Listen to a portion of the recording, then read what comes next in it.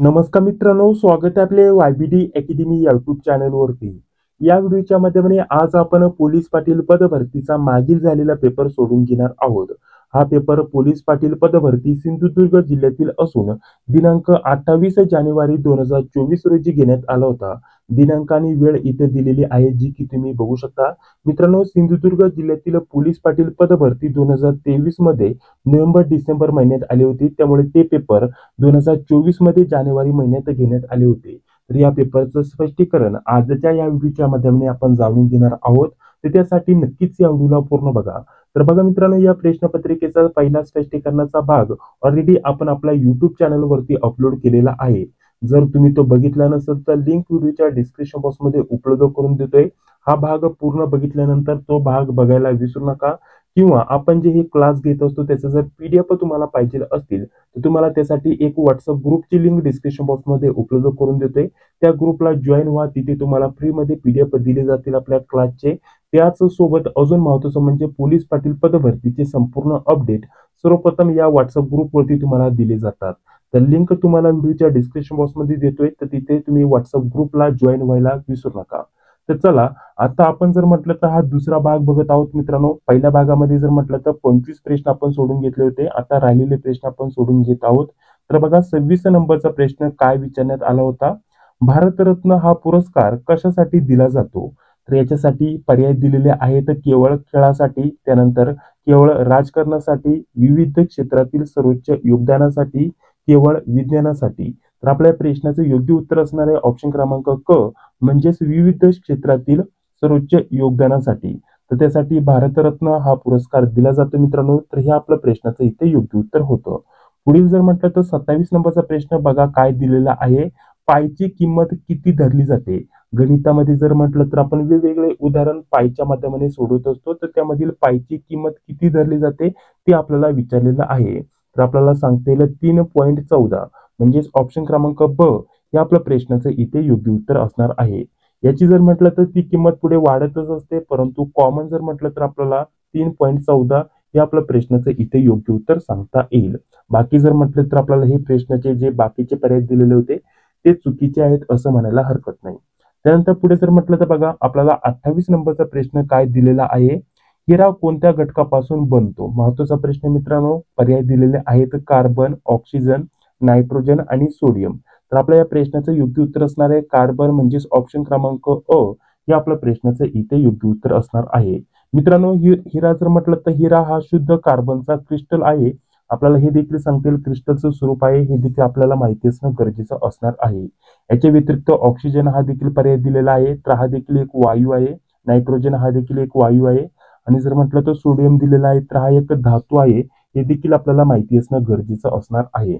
पुढे बघा, आपल्याला 29 नंबरचा प्रश्न काय दिलेला आहे, जय जवान जय किसान हा घोषवाक्य कोणाचा आहे? तर याच्यासाठी आपल्याला पर्याय दिलेले आहेत जवाहरलाल नेहरू, त्यानंतर लाल बहादूर शास्त्री, इंदिरा गांधी, सुभाषचंद्र बोस। तर आपल्या या प्रश्नाचं योग्य उत्तर असणार आहे ऑप्शन क्रमांक ब, लाल बहादूर शास्त्री। ऑप्शन क्रमांक ब हे आपल्या प्रश्नाचं इथे योग्य उत्तर असणार आहे। मित्रांनो, 1965च्या भारत व पाकिस्तान या युद्धाच्या वेळी लाल बहादूर शास्त्री यांनी जय जवान जय किसान ही घोषणा दिली होती मित्रांनो, ही गोष्ट लक्षात घ्या। इतर जे पर्याय दिलेले आहेत जसे की जवाहरलाल नेहरू यांचं देखील नाव आलेलं आहे। तर यांचं जर म्हटलं तर एक महत्त्वाचं वाक्य आहे, आराम हराम है। तर याच्यावरती देखील प्रश्न विचारले जातात की हे वाक्य कोणाचं आहे? तर आपल्याला सांगता येईल पंडित जवाहरलाल नेहरू। इंदिरा गांधी यांचं देखील नाव आलेलं आहे। तर इंदिरा गांधी यांचं जर म्हटलं तर एक महत्त्वाचं वाक्य मित्रांनो, किंवा महत्त्वाचे हे दोन शब्द आहेत, गरिबी हटाओ, याच्यावरती त्यांनी उल्लेख केला होता। तर त्याच्यावरती देखील प्रश्न विचारले जातात। तर हे जर म्हटलं तर इंदिरा गांधी यांनी म्हटलेलं आहे, ठीक आहे, गरिबी हटाओ। त्यानंतर सुभाषचंद्र बोस यांचं जर म्हटलं तर जय हिंद, याच्यावरती वारंवार प्रश्न विचारले जातात। याच्या व्यतिरिक्त अजून त्यांचं एक महत्त्वाचं पॉप्युलर प्रसिद्ध वाक्य आहे, तर ते कोणतं कमेंट बॉक्समध्ये तुम्हाला सांगायचं आहे, ज्याच्यावरती वारंवार मागच्या व्हिडिओच्या क्लासमध्ये आपण चर्चा केलेली आहे। त्याचं जे उत्तर आहे पुढे मी तुम्हाला देणार आहे, काळजी करू नका। बाकी जर म्हटलं तर कमेंट बॉक्समध्ये सांगण्याचा प्रयत्न करा। बघा, पुढील आपल्याला काय प्रश्न दिलेला आहे, युनेस्कोचे मुख्यालय कुठे आहे? तर याच्यासाठी पर्याय दिलेले आहेत लंडन, पॅरिस, जिनिव्हा आणि न्यूयॉर्क। तर आपल्या या प्रश्नाचं योग्य उत्तर असणार आहे ऑप्शन क्रमांक ब, म्हणजेच पॅरिस या ठिकाणी. मित्रांनो, युनेस्कोचे मुख्यालय आपल्याला सांगता येईल पॅरिस या ठिकाणी आहे, जे की कुठे आहे? फ्रान्समध्ये. ठीक आहे. तर ऑप्शन क्रमांक ब हे आपल्या प्रश्नाचं इथे योग्य उत्तर असणार आहे. मित्रांनो, पोलीस पाटील पदभरतीसाठी इतर जे पर्याय दिलेले असतात किंवा जे टॉपिक असतात ते देखील महत्त्वाचे असतात, ज्याच्यावरती वारंवार प्रश्न विचारले जातात. त्याच्यामुळे जे इतर पर्याय दिलेले असतात त्यांचं देखील थोडंफार स्पष्टीकरण आपण जाणून घेत असतो, जे की येत्या पोलीस पाटील पदभरतीसाठी अतिशय महत्त्वाचं असणार आहे. जसं की इथं जर म्हटलं तर लंडनचं नाव आलेलं आहे मित्रांनो. तर लंडन आपल्याला सांगता येईल ब्रिटनची राजधानी आहे. त्यानंतर पुढे जर म्हटलं तर जिनिव्हा. ठीक आहे. जिनिव्हा या ठिकाणी जर म्हटलं तर WHO चं आपल्याला मुख्यालय आहे हे सांगता येईल. अतिशय महत्त्वाचा IMP आपल्याला इथं प्रश्न हा सांगता येईल मित्रांनो. याच्यावरती वारंवार प्रश्न विचारला जातो की WHO याचं मुख्यालय कुठं आहे? मित्रांनो, WHO म्हणजेच वर्ल्ड हेल्थ ऑर्गनायझेशन, याचं मुख्यालय कुठे आहे मित्रांनो? जिनिव्हा या ठिकाणी. याच्या व्यतिरिक्त पुढे जर म्हटलं तर न्यूयॉर्क या ठिकाणी जर म्हटलं तर UN आपल्याला इथं मुख्यालय आहे हे सांगता येईल. UN मुख्यालय कुठे आहे? न्यूयॉर्क या ठिकाणी. आणि WHO मुख्यालय कुठे आहे? जिनिव्हा. याच्यावरती वारंवार प्रश्न विचारले जातात. त्यामुळे ही इतर माहिती देखील आपल्यासाठी महत्त्वाची असणार आहे. तर बघा मित्रांनो, पुढे व्हिडिओ कंटिन्यू करण्या अगोदर आपल्यासाठी स्पेशल पोलीस पाटील पदभरतीसाठी आपण अतिशय महत्त्वाच्या नोट्स तयार केलेल्या आहेत. तर त्या नोट्स बद्दल थोडक्यात तुम्हाला माहिती देऊन घेतो. त्यानंतर लगेच पुढे आपण व्हिडिओ कंटिन्यू करणार आहोत. मित्रांनो बघा, पोलीस पाटील पदभरती 2025-2026 साठी अतिशय महत्त्वाचे आपण नोट्स काढलेले आहेत. याच्यामध्ये तुम्हाला नोट्स प्लस मागील प्रश्नपत्रिका सर्व भेटणार आहे. याच्यामध्ये 1-2 नव्हे तर टोटल 25 पेक्षा जास्त मागील प्रश्नपत्रिका तुम्हाला भेटणार आहे आणि त्याच सोबत बाकी सर्व विषयांच्या नोट्स देखील उपलब्ध करून दिल्या जातील. याच्यामध्ये बघा, पोलीस पाटलाचे अधिकार, कर्तव्य व अधिनियम झालं, जिल्ह्याची सेपरेट माहिती काढलेली आहे. कोणत्याही जिल्ह्याचा पेपर असो, जसं की आता जालना जिल्ह्याचे पेपर आहेत मित्रांनो, त्या जिल्ह्याचे जे पण महत्त्वाचे अधिकारी असतील, लेटेस्ट चालू माहिती असेल आणि याच्या व्यतिरिक्त संपूर्ण तालुक्यानुसार महत्त्वाची माहिती, ऐतिहासिक ठिकाणे, त्याच सोबत प्रसिद्ध ठिकाणी याच्यावरती वारंवार प्रश्न विचारले जातात. नद्यांवरती प्रश्न येतात, लोकसंख्या, घनता, अशा प्रकारचे महत्त्वाचे काही IMP टॉपिक आहेत मित्रांनो, जे की जिल्ह्याच्या माहितीवरती तुम्हाला 7 ते 8 प्रश्न विचारले जातात. त्याच्यामध्ये तुम्हाला टोटल जर म्हटलं तर काही महत्त्वाचे टॉपिक आहेत त्याच्यावरतीच प्रश्न रिपीट होत असतात. त्याच्यामुळे जिल्ह्याची माहिती देखील आपण आपल्या नोट्समध्ये सेपरेटली आपल्याला उपलब्ध करून देत असतो. याच्या व्यतिरिक्त मागील 25 प्लस प्रश्नपत्रिका मराठी, इंग्रजी, गणित, बुद्धिमत्ता, चालू घडामोडी याच्या टॉपिकनुसार नोट्स आणि IMP प्रश्न तुम्हाला उपलब्ध करून दिले जातात. त्याचसोबत आपल्याला IMP GK, चालू घडामोडी याचा देखील आपल्याला नोट्स भेटून जातात मित्रांनो. तर हे सर्व काही स्टडी मटेरियल आपल्याला PDF स्वरूपामध्ये उपलब्ध करून दिलं जातं. सर्वांची एकत्रित किंमत ठेवलेली आपण ₹199. जर तुम्हाला पाहिजे असेल तर 91 39 64 31 99 या नंबरवरती फोन पे, गुगल पे किंवा पेटीएमच्या माध्यमाने तुम्हाला पेमेंट करायचं आहे आणि याच नंबरवरती व्हॉट्सअपवरती तुम्हाला स्क्रीनशॉट पाठवायचा आहे. स्क्रीनशॉट पाठवल्यानंतर 5 ते 10 मिनिटांमध्ये सर्व नोट्स PDF स्वरूपामध्ये व्हॉट्सअपवरती तुम्हाला सेंड केले जातील. याच्यामध्ये तुम्हाला या सर्व विषयाच्या नोट्स असणार आहे. मराठी, इंग्रजी, गणित, बुद्धिमत्ता, चालू घडामोडी, IMP GK, जिल्ह्याची माहिती, पोलीस पाटलाचे अधिकार व कर्तव्य आणि मागील झालेल्या पोलीस पाटील या पदाच्या 25 प्लस प्रश्नपत्रिका, ज्या की 2017 ते 2024 पर्यंतच्या प्रश्नपत्रिका आहेत मित्रांनो. या सर्व आपण अतिशय कमी किमतीमध्ये उपलब्ध करून देतोय. त्याचसोबत नोट्स देखील देतोय. तर याचा लाभ घ्यायला विसरू नका मित्रांनो. एवढं सारं स्टडी मटेरियल एवढ्या कमी किमतीमध्ये सर्व आपण उपलब्ध करून देतोय. सर्व काही आपल्यासाठी महत्त्वाचं असणार आहे. तर याचा नक्कीच लाभ घ्या. तर चला आता पुढे आपण व्हिडिओ कंटिन्यू करत आहोत मित्रांनो. आता यामध्ये जर म्हटलं तर पुढील बघा, आपल्याला 31 नंबरचा प्रश्न काय दिलेला आहे? जीवसृष्टीचा पिता म्हणून कोणाला ओळखले जाते? तर याच्यासाठी आपल्याला पर्याय दिलेला आहे चार्ल्स डार्विन, त्यानंतर अरिस्टॉटल, न्यूटन आणि आईन्स्टाईन यांचं नाव दिलेलं आहे. तर अरिस्टॉटल यांचं आपल्याला इथं योग्य उत्तर सांगता येईल मित्रांनो. अरिस्टॉटल यांना जर म्हटलं तर प्राण्यांचे वर्गीकरण केले म्हणून त्यांना फादर ऑफ बायोलॉजी म्हटले जाते मित्रांनो. म्हणजेच जीवसृष्टीचा पिता असं म्हणून ओळखलं जाते मित्रांनो. म्हणजेच ऑप्शन क्रमांक जर म्हटलं तर आपल्याला ब हे आपल्या प्रश्नाचं इथे योग्य उत्तर असणार आहे. याच्या व्यतिरिक्त जर म्हटलं तर चार्ल्स डार्विन यांचं देखील नाव आलेलं आहे. उत्क्रांतीवादाचे जनक म्हणून त्यांना ओळखलं जातं मित्रांनो. त्यानंतर पुढे जर म्हटलं तर न्यूटन यांचं आपल्याला इथे नाव आलेलं आहे. तर आपल्याला सर्वांनाच माहिती आहे गुरुत्वाकर्षणाचा शोध त्यांनी लावलेला आहे. त्यानंतर आईन्स्टाईन यांचं जर म्हटलं तर आपल्याला याच्यावरती देखील प्रश्न विचारले जातात मित्रांनो. त्यांनी सिद्धांत मांडलेले आहे सापेक्षवादाचे. ठीक आहे. तर याच्यावरती देखील तुम्हाला प्रश्न विचारले जातात. तर चला आता पुढील आपण प्रश्न बघत आहोत. पुढील आपल्याला बघा 32 नंबरचा प्रश्न काय दिलेला आहे? महाराष्ट्रातील संत ज्ञानेश्वर कोणत्या धर्मप्रवाहाशी संबंधित आहे? तर याच्यासाठी आपल्याला सूफी दिलंय, वारकरी, जैन आणि बौद्ध. तर वारकरी या आपल्या प्रश्नाचं इथे योग्य उत्तर असणार आहे मित्रांनो. ठीक आहे. पुढे जर म्हटलं तर बघा त्यांच्याबद्दल इथं थोडक्यात माहिती दिलेली आहे. ऑलरेडी जर म्हटलं तर हे जे PDF आहे आपण आपल्या नोट्समध्ये किंवा आपले जे WhatsApp ग्रुप आहे त्याच्यावरती उपलब्ध करून देत असतो.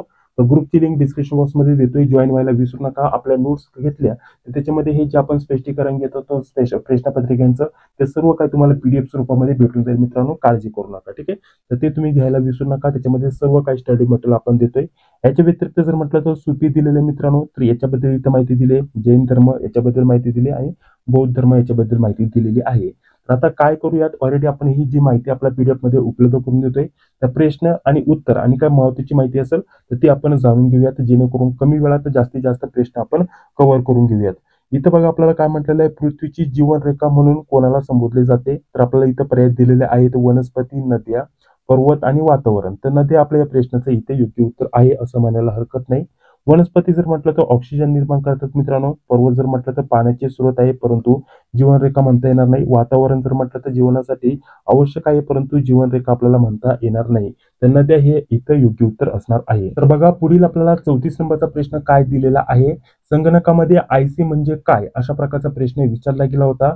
तर आपल्याला ऑप्शन ब म्हणजेच इंटिग्रेटेड सर्किट हे आपल्या प्रश्नाचं इथे योग्य उत्तर असणार आहे. मित्रांनो IC म्हणजे अनेक इलेक्ट्रॉनिक घटक एका चिप वरती बसवलेले असतात हे आपल्याला सांगता येईल. बाकीचे जे पर्याय दिलेले आहेत ते चुकीचे आहेत. त्यानंतर पुढील आपल्याला प्रश्न दिलेला आहे, दशावतार नाट्य प्रकार कोणत्या जिल्ह्यात प्रसिद्ध आहे? तर सिंधुदुर्ग जिल्ह्यातील आपण प्रश्नपत्रिका सोडून घेत आहोत. तर त्याच्यामुळे तेथे जे पण प्रसिद्ध असतात, ऐतिहासिक ठिकाणे असतात आणि इतर जी पण महत्त्वाची माहिती असते त्याच्यावरती वारंवार प्रश्न विचारले जातात. त्यामुळे आता सद्यस्थितीला जालन्याचे पेपर होणार आहे मित्रांनो. तर जालन्याची देखील आपण अशीच डिटेलमध्ये माहिती उपलब्ध करून देतोय आपल्या नोट्समध्ये. याच्या व्यतिरिक्त तुम्ही कोणत्याही जिल्ह्याची तयारी करत असाल तर त्या जिल्ह्याची जाहिरात आल्यानंतर लगेच दुसऱ्या दिवशी आपण त्या जिल्ह्याची संपूर्ण डिटेलमध्ये टायपिंगमध्ये माहिती उपलब्ध करून देत असतो, ज्याच्यावरती प्रश्न विचारले जाऊ शकतात. त्यामुळे आपल्या नोट्स तुमच्यासाठी खूप महत्त्वाचे असतात मित्रांनो. ठीक आहे. तर बघा इथं आपल्याला नाट्य प्रकार कोणत्या जिल्ह्याचा आहे मित्रांनो, अशा प्रकारचं म्हटलेलं आहे कोणत्या जिल्ह्यात प्रसिद्ध आहे. तर सिंधुदुर्ग ऑप्शन क्रमांक ब हे आपल्या प्रश्नाचं इथे योग्य उत्तर असणार आहे मित्रांनो. कोकणातील सिंधुदुर्ग जिल्ह्यात दशावतार हा लोकनाट्य जो प्रकार आहे मित्रांनो तो प्रसिद्ध आहे. पुढील जर म्हटलं तर बघा आपल्याला नागपूर दिले मित्रांनो, तर संत्र्यांसाठी प्रसिद्ध आपल्याला सांगता येईल नागपूर. त्यानंतर पुणे जर म्हटलं तर सांस्कृतिक आपल्याला राजधानी सांगता येईल मित्रांनो. याच्यावरती देखील वारंवार प्रश्न विचारले जातात. ठीक आहे. हे देखील IMP असणार आहे मित्रांनो, की सांस्कृतिक राजधानी म्हणून कोणता जिल्हा ओळखला जातो? तर पुणे आपल्या प्रश्नाचं इथे योग्य उत्तर असणार आहे. आता याच्या व्यतिरिक्त जर म्हटलं तर नाशिक हे कुंभमेळ्यासाठी देखील प्रसिद्ध आहे. तिथे जर म्हटलं तर वेगवेगळ्या लेण्या देखील आहेत मित्रांनो. पांडव लेणी, ठीक आहे.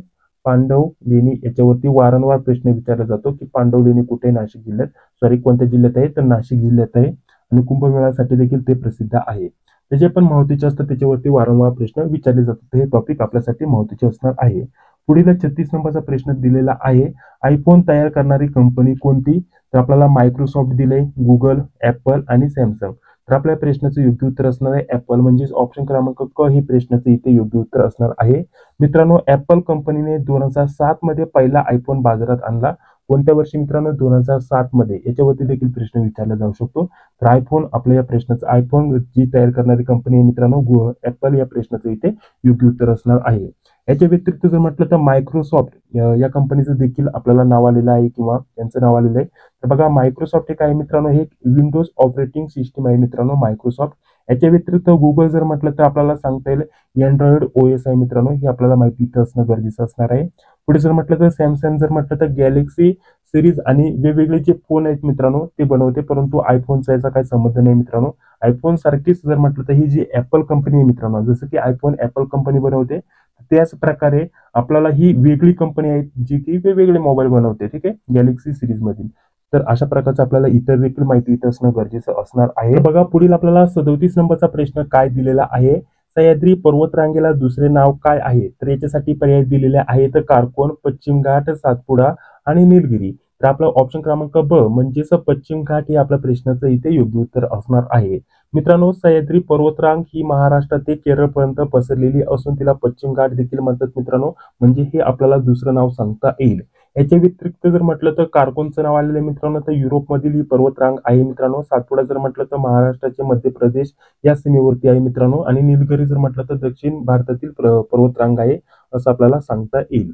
याच्या व्यतिरिक्त जर म्हटलं तर बघा 38 नंबरचा प्रश्न काय दिलेला आहे, थर्मामीटर काय मोजण्यासाठी वापरतात? याच्यासाठी आपल्याला अंतर दिलंय, उष्णता, तापमान, वेग आणि दाब. तर थर्मामीटर जर म्हटलं तर उष्णता किंवा तापमान मोजण्यासाठी वापरतात मित्रांनो. ऑप्शन क्रमांक ब हे आपल्या प्रश्नाचं इथे योग्य उत्तर असणार आहे. याच्या व्यतिरिक्त जर म्हटलं तर आपल्याला अंतर दिलेलं आहे मित्रांनो. तर अंतर कशाने मोजतात मित्रांनो? याच्यासाठी जर म्हटलं तर आपल्याला सांगता येईल. आपल्याला मोजपट्टी आपण त्याच्यासाठी वापरू शकतो. मीटरमध्ये अंतर आपण मोजू शकतो. याच्या व्यतिरिक्त वेग दिलेला आहे मित्रांनो. तर वेग आपल्याला सांगता येईल स्पीडोमीटरने मोजतात. याच्या व्यतिरिक्त दाब दिलेला आहे, तर बॅरोमीटरने आपल्याला दाब मोजता येतो असं देखील आपल्याला सांगता येईल. तर बघा पुढील आपल्याला 39 नंबरचा प्रश्न काय दिलेला आहे? स्वाईन फ्लू हा आजार कोणत्या प्राण्याशी संबंधित आहे मित्रांनो? स्वाईन फ्लू जो आजार आहे मित्रांनो कोणत्या प्राण्याशी संबंधित आहे असं विचारलंय. डास, कोंबडी, डुक्कर आणि मांजर. तर डुक्कर या प्राण्याशी संबंधित आहे मित्रांनो. हे आपल्याला माहिती असणं गरजेचं असणार आहे. मित्रांनो स्वाईन फ्लू हा विषाणूजन्य आजार असून तो डुकराशी संबंधित आहे. याच्या व्यतिरिक्त जे पर्याय दिलेले आहे त्याच्यामध्ये डास झालं मित्रांनो. तर डास यामध्ये जर म्हटलं तर मलेरिया, डेंगू याच्यासाठी कारणीभूत आहे मित्रांनो. पुढे जर म्हटलं तर कोंबडी याच्यावरती देखील आपल्याला प्रश्न विचारला जातो की कोंबडी याच्यासाठी किंवा आपल्याला ब्लड फ्लू दिलेला असतो आणि तो कशाशी संबंधित आहे, कोणत्या प्राण्यामुळे होतो असं देखील किंवा पक्षामुळे होतो असं विचारलं जातं. तर कोंबडी ब्लड आपल्याला सांगता येईल बर्ड फ्लू, ठीक आहे, बर्ड फ्लूशी संबंधित आहे असं सांगता येईल. मांजर जर म्हटलं तर थेट कोणत्याही आजाराशी संबंध येत नाही मांजराशी, त्याच्यामुळे डायरेक्टली आपण इथं सांगू शकत नाही. परंतु डासावरती आपल्याला मलेरिया, डेंगू सांगता येईल. कोंबडीसाठी बर्ड फ्लू हे आपल्याला सांगता येईल याच्याशी संबंधित आहे. याच्या व्यतिरिक्त पुढे जर म्हटलेलं आपल्याला 40 नंबरचा प्रश्न शिवाजी महाराजांचा जन्म कोणत्या किल्ल्यावरती झाला? याच्यासाठी आपल्याला प्रतापगड दिले, शिवनेरी, रायगड आणि जंजिरा. तर शिवनेरी या आपल्या प्रश्नाचं इथे योग्य उत्तर असणार आहे मित्रांनो. छत्रपती शिवाजी महाराज यांचा जन्म 19 फेब्रुवारी 1630 रोजी आपल्याला शिवनेरी किल्ल्यावरती झाला असं सांगता येईल. याच्या व्यतिरिक्त जर म्हटलं तर आपल्याला प्रतापगड, रायगड आणि बाकी जर म्हटलं तर जंजिरा या किल्ल्यांची माहिती दिली. याच्यावरती ऑलरेडी आपण मागच्या व्हिडिओच्या माध्यमाने स्पष्टीकरण बघितलेलं होतं. आता याच्या व्यतिरिक्त जर म्हटलं तर पुढील 41 नंबरचा प्रश्न दिलेला आहे. मध्यंतर जो काळ असतो मित्रांनो तर तो आपल्याला कोणत्या इंग्रजी अक्षराने दाखवला जातो? तर असं विचारलेलं आहे. इथं एम दिलंय, बीएम, जीएम आणि पीएम दिलंय. तर पीएम हे आपल्याला सांगता येईल मित्रांनो. तर पीएमचा फुल फॉर्म देखील आपल्याला माहिती असणं गरजेचं असणार आहे. एम जर म्हटलं तर सकाळचा आपल्याला काळ सांगता येईल मित्रांनो. बाकीचे हे जे दोन पर्याय आहेत ते चुकीचे दिलेले आहेत. पुढे बघा आपल्याला गणितावरती प्रश्न विचारलाय मित्रांनो. गणिताचं स्पष्टीकरण आपण आपल्या नोट्समध्ये दिलेलंच आहे. परंतु यामध्ये देखील थोडक्यात स्पष्टीकरण तुम्हाला स्क्रीनवरती दिसत असेल. आता यामध्ये आपण हे संपूर्ण सोडून बसणार नाही, फक्त तुम्हाला थोडक्यात समजून सांगतो. तर इथे बघा आपल्याला म्हटलेलं आहे 10 साबणाच्या खरेदीवरती 4 साबण मोफत दिले तर एकूण किती टक्के सूट दिली असं म्हटलेलं आहे. टोटल जर म्हटलं तर 10 साबणाच्या खरेदीवरती 4 साबण मोफत मिळाले तर किती टक्के सूट दिली असं आपल्याला विचारलेलं आहे. तर 28.57 दिलंय, 10%, 4% आणि आपल्याला सांगता येईल 14%. तर आपल्या या प्रश्नाचं योग्य उत्तर असणार आहे 28.57%. ठीक आहे. ते कसं ते देखील सांगतो. जसं की विकत घेतलेले साबण 10, त्यानंतर मोफत किती दिले 4, टोटल झाले साबण 14 साबण धरले. टोटल खर्च जर म्हटलं तर दिलेले पैसे 10 साबणाच्या किमती एवढे दिलेले पैसे होते. त्यानंतर हे 14 साबण टोटल मिळाले. ठीक आहे. फक्त जर म्हटलं तर आपण 10 साबणाचे पैसे भरले होते, ही देखील गोष्ट लक्षात घ्या. बचत यामध्ये किती झाली मोठ्या मित्रांनो? टोटल 10 साबणांची जर म्हटलं तर खरी किंमत आपण जसे की 14 रुपये धरली. जसं की म्हणजे एक साबण 1 रुपयाला तर 14 साबण 14 रुपयाला. भरलेली किंमत आपण फक्त 10 होती, परंतु आपल्याला 14 रुपये भेटले. म्हणजे 14 रुपयाची एवढी जी पण वस्तू आहे ती भेटली असं म्हणायला हरकत नाही. म्हणजे बचत जर म्हटलं तर 14 टोटल आणि 10 साबणाचे पैसे दिले होते, मायनस जर केले तर 4, म्हणजे 4 रुपये आपल्याला इथं जर म्हटलं तर फायदा झालेला आहे. तर तोच आपल्याला पर्सेंटेज मध्ये काढायचा आहे, कारण इथं आपल्याला किती टक्के सूट भेटली ते सांगितलेलं आहे. तर एकूण पर्सेंटेज काढायचं सूत्र जरी आपण हे वापरू शकतो पर्सेंटेजचं. आपण इथं घेतलं पर्सेंटेज, आपण जर म्हटलं तर हे सूत्र घेतलं बचत भागाकारामध्ये मूळ किंमत आणि गुणाकारात 10. तर आहे तसं आपण टाकून दिलं. जे पण आपण सूत्र मांडलेलं आहे त्याच्यानुसार 4/10, सॉरी 4/10, त्यानंतर 4/14 आणि गुणाकारात 100. तर टोटल आपलं प्रश्नाचं योग्य उत्तर येतं 28.57. ठीक आहे. बाकी जर म्हटलं तर हा देखील आपण फॉर्म्युला वापरू शकतो. याच्याबद्दल इथं माहिती दिलेली आहे. त्याच्यानुसार आपल्या प्रश्नाचं 28.57 हे आपल्या प्रश्नाचं इथे योग्य उत्तर होत आहे. ठीक आहे. तर पुढे बघा आपल्याला 43 नंबरचा प्रश्न काय दिलेला आहे? वर्तुळाचा परिघ किती? म्हणजे डायरेक्टली आपल्याला जसं की एक सूत्रच विचारलंय मित्रांनो. वर्तुळाचा परिघ, ठीक आहे, परिघ काढायचं सूत्र काय आहे? तर 2πr दिलंय, πr² दिलंय, त्यानंतर πr दिलंय आणि पाय आर क्यूब दिलेला आहे. तर ऑप्शन क्रमांक 2 पाय आर हे आपल्या प्रश्नाचं इथे योग्य उत्तर असणार आहे. ठीक आहे मित्रांनो, वर्तुळाचा परिघ जर म्हटलं तर 2 पाय आर धरला जातो मित्रांनो, ही गोष्ट लक्षात घ्या. आणि क्षेत्रफळ जर विचारलं वर्तुळाचं क्षेत्रफळ तर आपल्याला सांगता येईल पाय आर स्क्वेअर. ठीक आहे, हे आपल्या प्रश्नाचं इथे योग्य उत्तर असणार आहे. तर बाकीचे जे पर्याय दिलेले आहे तर त्याच्या संदर्भात खाली माहिती दिलेली आहे. वर्तुळाचं क्षेत्रफळ हे आहे मित्रांनो, हे चुकीचे पर्याय आहेत. बाकीचे हे 2 चुकीचे पर्याय आहेत, परंतु क्षेत्रफळावरती देखील प्रश्न विचारला जाऊ शकतो. पुढे जर म्हटलं तर आपल्याला बघा पुढील प्रश्न दिलेला आहे, म्हण पूर्ण करा. इथे आपल्याला एक म्हण म्हणजे टिंब दिले आणि लाथा रोड अशा प्रकारचं दिलेलं आहे. थोडी टायपिंग मिस्टेक झाली असेल किंवा थोडक्यात इथं प्रश्न देखील चुकलेला असू शकतो, परंतु थोडक्यात संपूर्ण स्पष्टीकरण मी इथे देण्याचा प्रयत्न केलेला आहे. तर इथं म्हण पूर्ण करायची मित्रांनो, तर आपलं ऑप्शन क्रमांक ड हे आपल्या प्रश्नाचं इथे योग्य उत्तर असणार आहे. ठीक आहे, मराठीवरती प्रश्न विचारला गेला होता. पुढे बघा मराठीवरतीच प्रश्न मित्रांनो, प्रयोग ओळखायला सांगितलेला आहे. सुरेशने आंबा खाला, त्याच्यासाठी कर्तरी प्रयोग दिलाय, बाह्य प्रयोग, कर्मणी प्रयोग आणि यापैकी नाही. तर कर्तरी प्रयोग हे आपल्या प्रश्नाचं इथे योग्य उत्तर असणार आहे. मित्रांनो, सुरेश कर्ते आपल्याला सांगतील मित्रांनो यांनी आंबा खाला, तर कर्तरी प्रयोग आपल्याला इथे झालेला आहे असं सांगता येईल. बाह्य प्रयोग किंवा आता बाकीचे जे पर्याय दिलेले आहेत ठीक आहे, तर यांची देखील माहिती देतो. जसं की इथं बाह्य प्रयोग दिलेले मित्रांनो, तर हा भाव दाखवत असतो. कर्मणी प्रयोग जर म्हटलं तर कर्मावर जो भर असतो तो अनस असतो मित्रांनो, म्हणजे कर्मावर भर असतो असं आपल्याला सांगता येईल. आणि यापैकी नाही हे चुकीचा पर्याय आहे असं देखील आपल्याला सांगता येईल. त्यानंतर पुढील बघा 46 नंबरचा प्रश्न कसा विचारलेला होता मित्रांनो, पुढीलपैकी विचित्र ओळखा म्हणजेच वेगळा ओळखा. ठीक आहे, वेगळा इथं आपल्याला फक्त प्रश्न कन्फ्युज करण्यासाठी या टाईपचे आपल्याला शब्द उल्लेख केलेला असतो मित्रांनो, जसं की वेगळा पर्याय इथं ओळखायला सांगितलेला आहे. मित्रांनो, पोलीस पाटील या पदासाठी गणित व बुद्धिमत्ता याच्यावरती अतिशय सोपे प्रश्न विचारले जातात, जे की कमीत कमी जर म्हटलं तर 15 प्रश्न तुम्हाला विचारले जातात. कधी कधी यामध्ये 20 ते 25 प्रश्न देखील तुम्हाला गणित व बुद्धिमत्तावरती येऊ शकतात.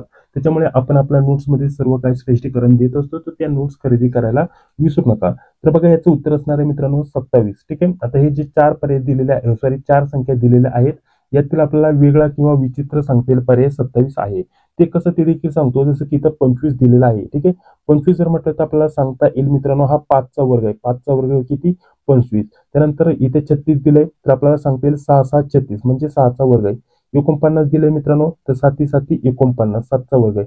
तर 27 कशाचाच वर्ग नाहीये मित्रांनो, त्याच्यामुळे आपलं 27 हे प्रश्नाचं इथे योग्य उत्तर असणार आहे. बघा पुढील आपल्याला 47 नंबरचा प्रश्न काय दिलेला आहे, खालीलपैकी कशापासून अॅल्युमिनियम मिळवले जाते. तर याच्यासाठी पर्याय दिलेले आहेत तांबे, जस्त, बॉक्साईट आणि मॅग्नीज.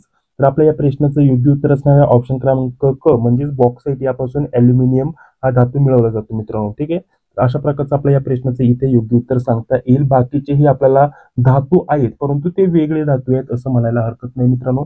पुढे आपल्याला बघा मराठीवरतीच प्रश्न विचारलेला आहे, देवज्ञ होणे याचा अर्थ काय. तर आपल्याला वेगवेगळे पर्याय दिलेले आहेत, जसे की साक्षात्कार होणे, देव पावणे, त्यानंतर अवतार घेणे आणि मृत्यू पावणे. तर ऑप्शन क्रमांक ड म्हणजेच मृत्यू पावणे हे आपल्या प्रश्नाचं इथे योग्य उत्तर असणार आहे. मित्रांनो, मराठीत देवज्ञ होणे म्हणजेच मृत्यू पावणे असा आपल्याला योग्य अर्थ होतो असं सांगता येईल मित्रांनो. बाकीचे हे चुकीचे अर्थ आहेत असं आपल्याला सांगता येईल. पुढे आपल्याला 49 नंबरचा प्रश्न बघा काय दिलेला आहे मित्रांनो. पुढील प्रश्न आपण जाणून घेत आहोत. 49 नंबरचा आपला प्रश्न चालू आहे, महाराष्ट्रातील सर्वाधिक नक्षलग्रस्त जिल्हा कोणता. याच्यावरती देखील वारंवार प्रश्न विचारला जातो मित्रांनो. त्याच्यासाठी गोंदिया दिले, नांदेड, चंद्रपूर आणि गडचिरोली. तर ऑप्शन क्रमांक ड गडचिरोली हे आपल्या प्रश्नाचं इथे योग्य उत्तर असणार आहे. महाराष्ट्रातील सर्वाधिक नक्षलग्रस्त जिल्हा गडचिरोली आहे हे आपल्याला सांगता येईल. यांच्यामध्ये बाकीचे याच्यामध्ये जे प्रमाण आहे ते कमी सांगतील मित्रांनो. सर्वाधिक आपल्याला विचारले तर आपलं गडचिरोली हे आपल्या प्रश्नाचं इथे योग्य उत्तर असणार आहे. बघा पुढील आपल्याला 50 नंबरचा प्रश्न काय दिलेला आहे, चंद्रयान 3च्या लँडरचे नाव काय आहे अशा प्रकारचा प्रश्न विचारला गेला होता. पर्याय दिलेले आहेत विजय, आदित्य, त्यानंतर विक्रम आणि प्रज्ञान. तर मित्रांनो बघा तेव्हा जर म्हटलं तर 2023-24 आपण ही प्रश्नपत्रिका सोडून घेत आहोत. तर तेव्हाचं जर म्हटलं तर हा करंट अफेअर यावरील महत्वाचा IMP प्रश्न होता मित्रांनो. याच्यावरती चंद्रयान 3 वरती वारंवार तेव्हाच्या पदभरतीमध्ये प्रश्न विचारले जात होते, आता देखील विचारले जाऊ शकतात मित्रांनो. तर आपल्याला सांगतील आपल्याला इथं लँडरचं नाव विचारले मित्रांनो, लँडरचं नाव होतं विक्रम. ऑप्शन क्रमांक 3 हे आपल्या प्रश्नाचं इथे योग्य उत्तर असणार आहे. चंद्रयान 3चे लँडरचे नाव विक्रम होते. याच्या व्यतिरिक्त बाकीचे जे पर्याय दिलेले आहेत, विजय हा चुकीचा पर्याय सांगता येईल. आदित्य हे जर म्हटलं तर सूर्याचा अभ्यास करण्याची जी मोहीम होती त्याचं नाव होतं मित्रांनो. पुढे जर म्हटलं तर प्रज्ञान चंद्रयान 3च्या रोअरचे नाव होतं हे आपल्याला सांगता येईल मित्रांनो. याच्या व्यतिरिक्त पुढील बघा 51 नंबरचा प्रश्न काय दिलेला आहे, खाशाबा जाधव यांना कोणत्या क्रीडा प्रकारात ऑलिम्पिक कांस्य पदक मिळाले, अशा प्रकारचा प्रश्न विचारला गेला होता. यामध्ये वेगवेगळे आपल्याला क्रीडा प्रकार दिलेले आहेत. तर त्यापैकी ऑप्शन क्रमांक ब म्हणजेच कुस्ती या क्रीडा प्रकारामध्ये खाशाबा जाधव यांना ऑलिम्पिक मधील कांस्य पदक मिळाले होते मित्रांनो. तर ते केव्हा खाशाबा जाधव यांना 1952 याच्यामध्ये जर म्हटलं तर या ऑलिम्पिकमध्ये, ठीक आहे. तर त्या वर्षीच्या ऑलिम्पिकमध्ये कुस्तीत कांस्य पदक हे त्यांना मिळालेले होते मित्रांनो, ही गोष्ट लक्षात घ्या. त्यानंतर पुढे जर म्हटलं तर बघा बाकीचे जे पर्याय दिलेले आहेत ते इतर जे क्रीडा प्रकार आहे किंवा इतर आपल्याला वेगवेगळे याचे संबंधित आहे असं आपल्याला सांगता येईल मित्रांनो. त्यानंतर पुढे बघा, पुढे जर म्हटलं तर 52 नंबरचा प्रश्न दिलेला आहे. महर्षी ही उपाधी कोणाला मिळाली, अशा प्रकारचा प्रश्न विचारला गेलाय मित्रांनो. याच्यामध्ये आपल्याला महात्मा ज्योतिराव फुले यांचं नाव आलेलं आहे. त्यानंतर वेगवेगळे आपल्याला जे महत्वाचे व्यक्तिमत्व आहेत त्यांची नावं दिलेली आहेत. तर त्यापैकी आपल्याला सांगता येईल महर्षी धोंडो कर्वे, अशा प्रकारचा आपला ऑप्शन क्रमांक क हे आपल्या प्रश्नाचं इथे योग्य उत्तर असणार आहे. म्हणजेच धोंडो केशव कर्वे यांना महर्षी उपाधी मिळालेली आहे मित्रांनो, ठीक आहे. म्हणजेच ऑप्शन क्रमांक क हे प्रश्नाचं इथे योग्य उत्तर असणार आहे. त्यांचा पूर्ण जर म्हटलं तर उल्लेख कसा होतो मित्रांनो, महर्षी कर्वे या नावाने देखील त्यांना ओळखलं जातं. त्यांचं पूर्ण नाव काय होतं मित्रांनो, धोंडो केशव कर्वे, ठीक आहे. तर महर्षी त्यांना ती उपाधी मिळालेली आहे मित्रांनो, ही गोष्ट लक्षात घ्या. तसंच आपल्याला इथं ज्योतिराव फुले, महात्मा ज्योतिराव फुले यांचं देखील इथं नाव आलेलं आहे. तर त्यांना महात्मा ही उपाधी मिळालेली आहे. जसं की यांना महर्षी मिळाली, तर तसं जर म्हटलं तर आपल्याला ज्योतिराव फुले यांना महात्मा ही उपाधी मिळाली. याच्या व्यतिरिक्त हे एक साहित्य दुसरे जे पर्याय दिलेले आहेत तर त्यातील हे एक साहित्यिक होते आणि हे एक जर म्हटलं तर समाज सुधारक होते. हे देखील आपल्याला माहिती असणं गरजेचं असणार आहे. आता पुढे बघा, आपल्याला पुढे काय दिलेलं आहे मित्रांनो, आपल्याला हा इंग्लिश विषयावरील प्रश्न विचारला गेलाय मित्रांनो. तर इथे आपल्याला एकच शब्द दिलेला आहे मित्रांनो. तर याच्या व्यतिरिक्त आपल्याला विचारलेलं होतं मित्रांनो, जसं की आता इथं आपल्याला दिलेला हा शब्द, ठीक आहे. तर याच्यासाठी आपल्याला वेगवेगळे इथे 4 पर्याय दिले होते. तर आपल्याला योग्य विरुद्धार्थी शब्द आपल्याला इथं ओळखायचा होता मित्रांनो, ठीक आहे. आता जर म्हटलं तर हा शब्द दिलेला आहे तर त्याला काय जोडल्यानंतर तो योग्य विरुद्धार्थाचा शब्द होईल.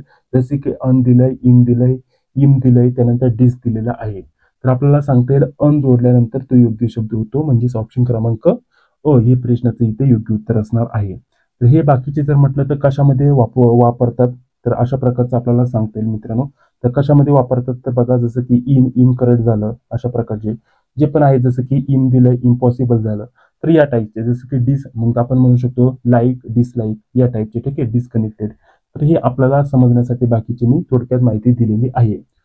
पुढे बघा, पुन्हा गणित बुद्धिमत्तेचे काही प्रश्न आलेले आहेत तर त्यांचं थोडक्यात स्पष्टीकरण आपण जाणून घेऊयात. तर आता सद्यस्थितीला आपला 54 नंबरचा प्रश्न चालू आहे मित्रांनो.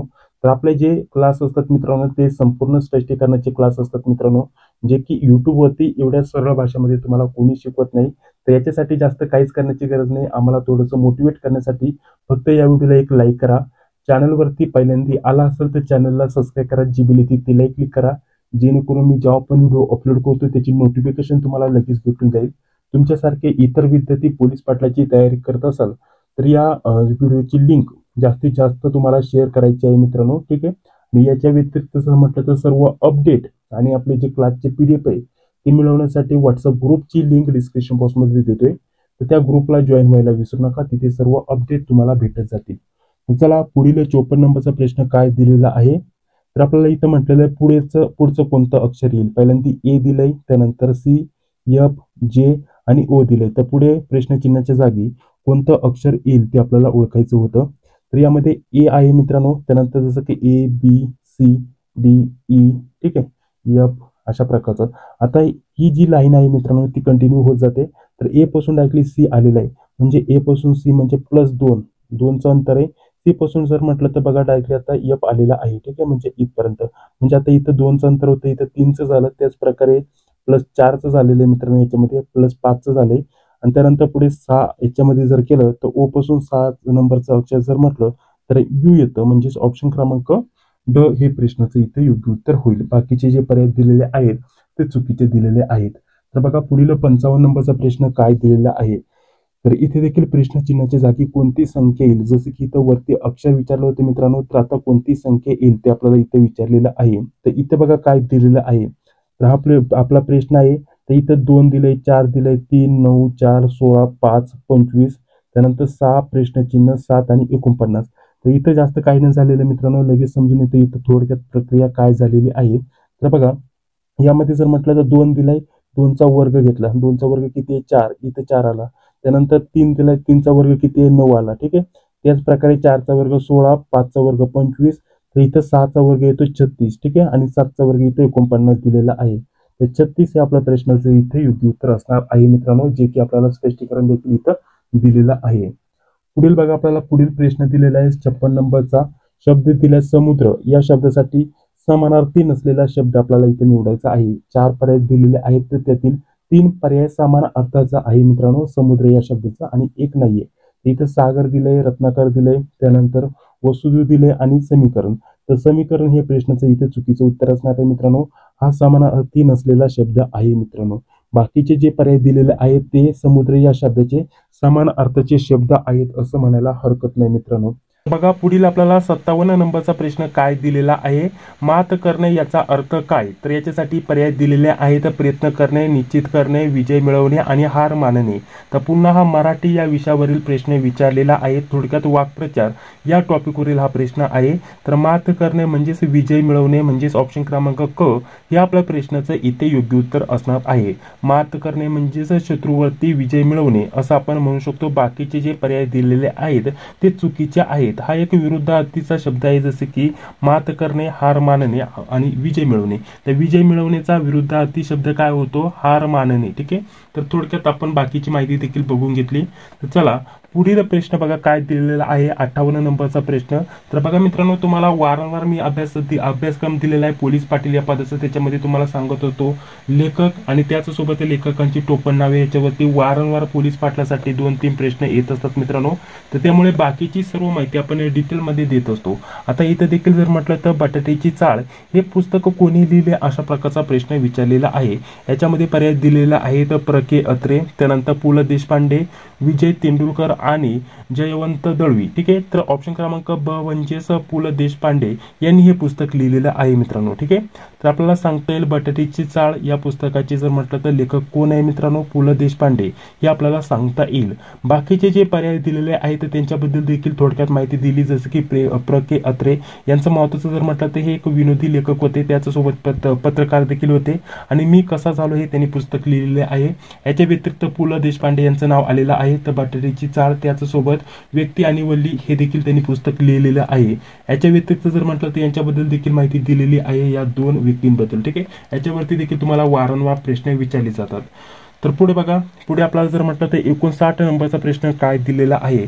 मिठाचे रासायनिक नाव कोणते. याच्यासाठी आपल्याला पर्याय वेगवेगळे दिले होते. तर मिठाचे रासायनिक नाव आपल्याला सांगता येईल सोडियम क्लोराईड म्हणजेच ऑप्शन क्रमांक अ हे प्रश्नाचं इथे योग्य उत्तर असणार आहे. सूत्र जर म्हटलं तर NaCl आपल्याला सांगता येईल मित्रांनो.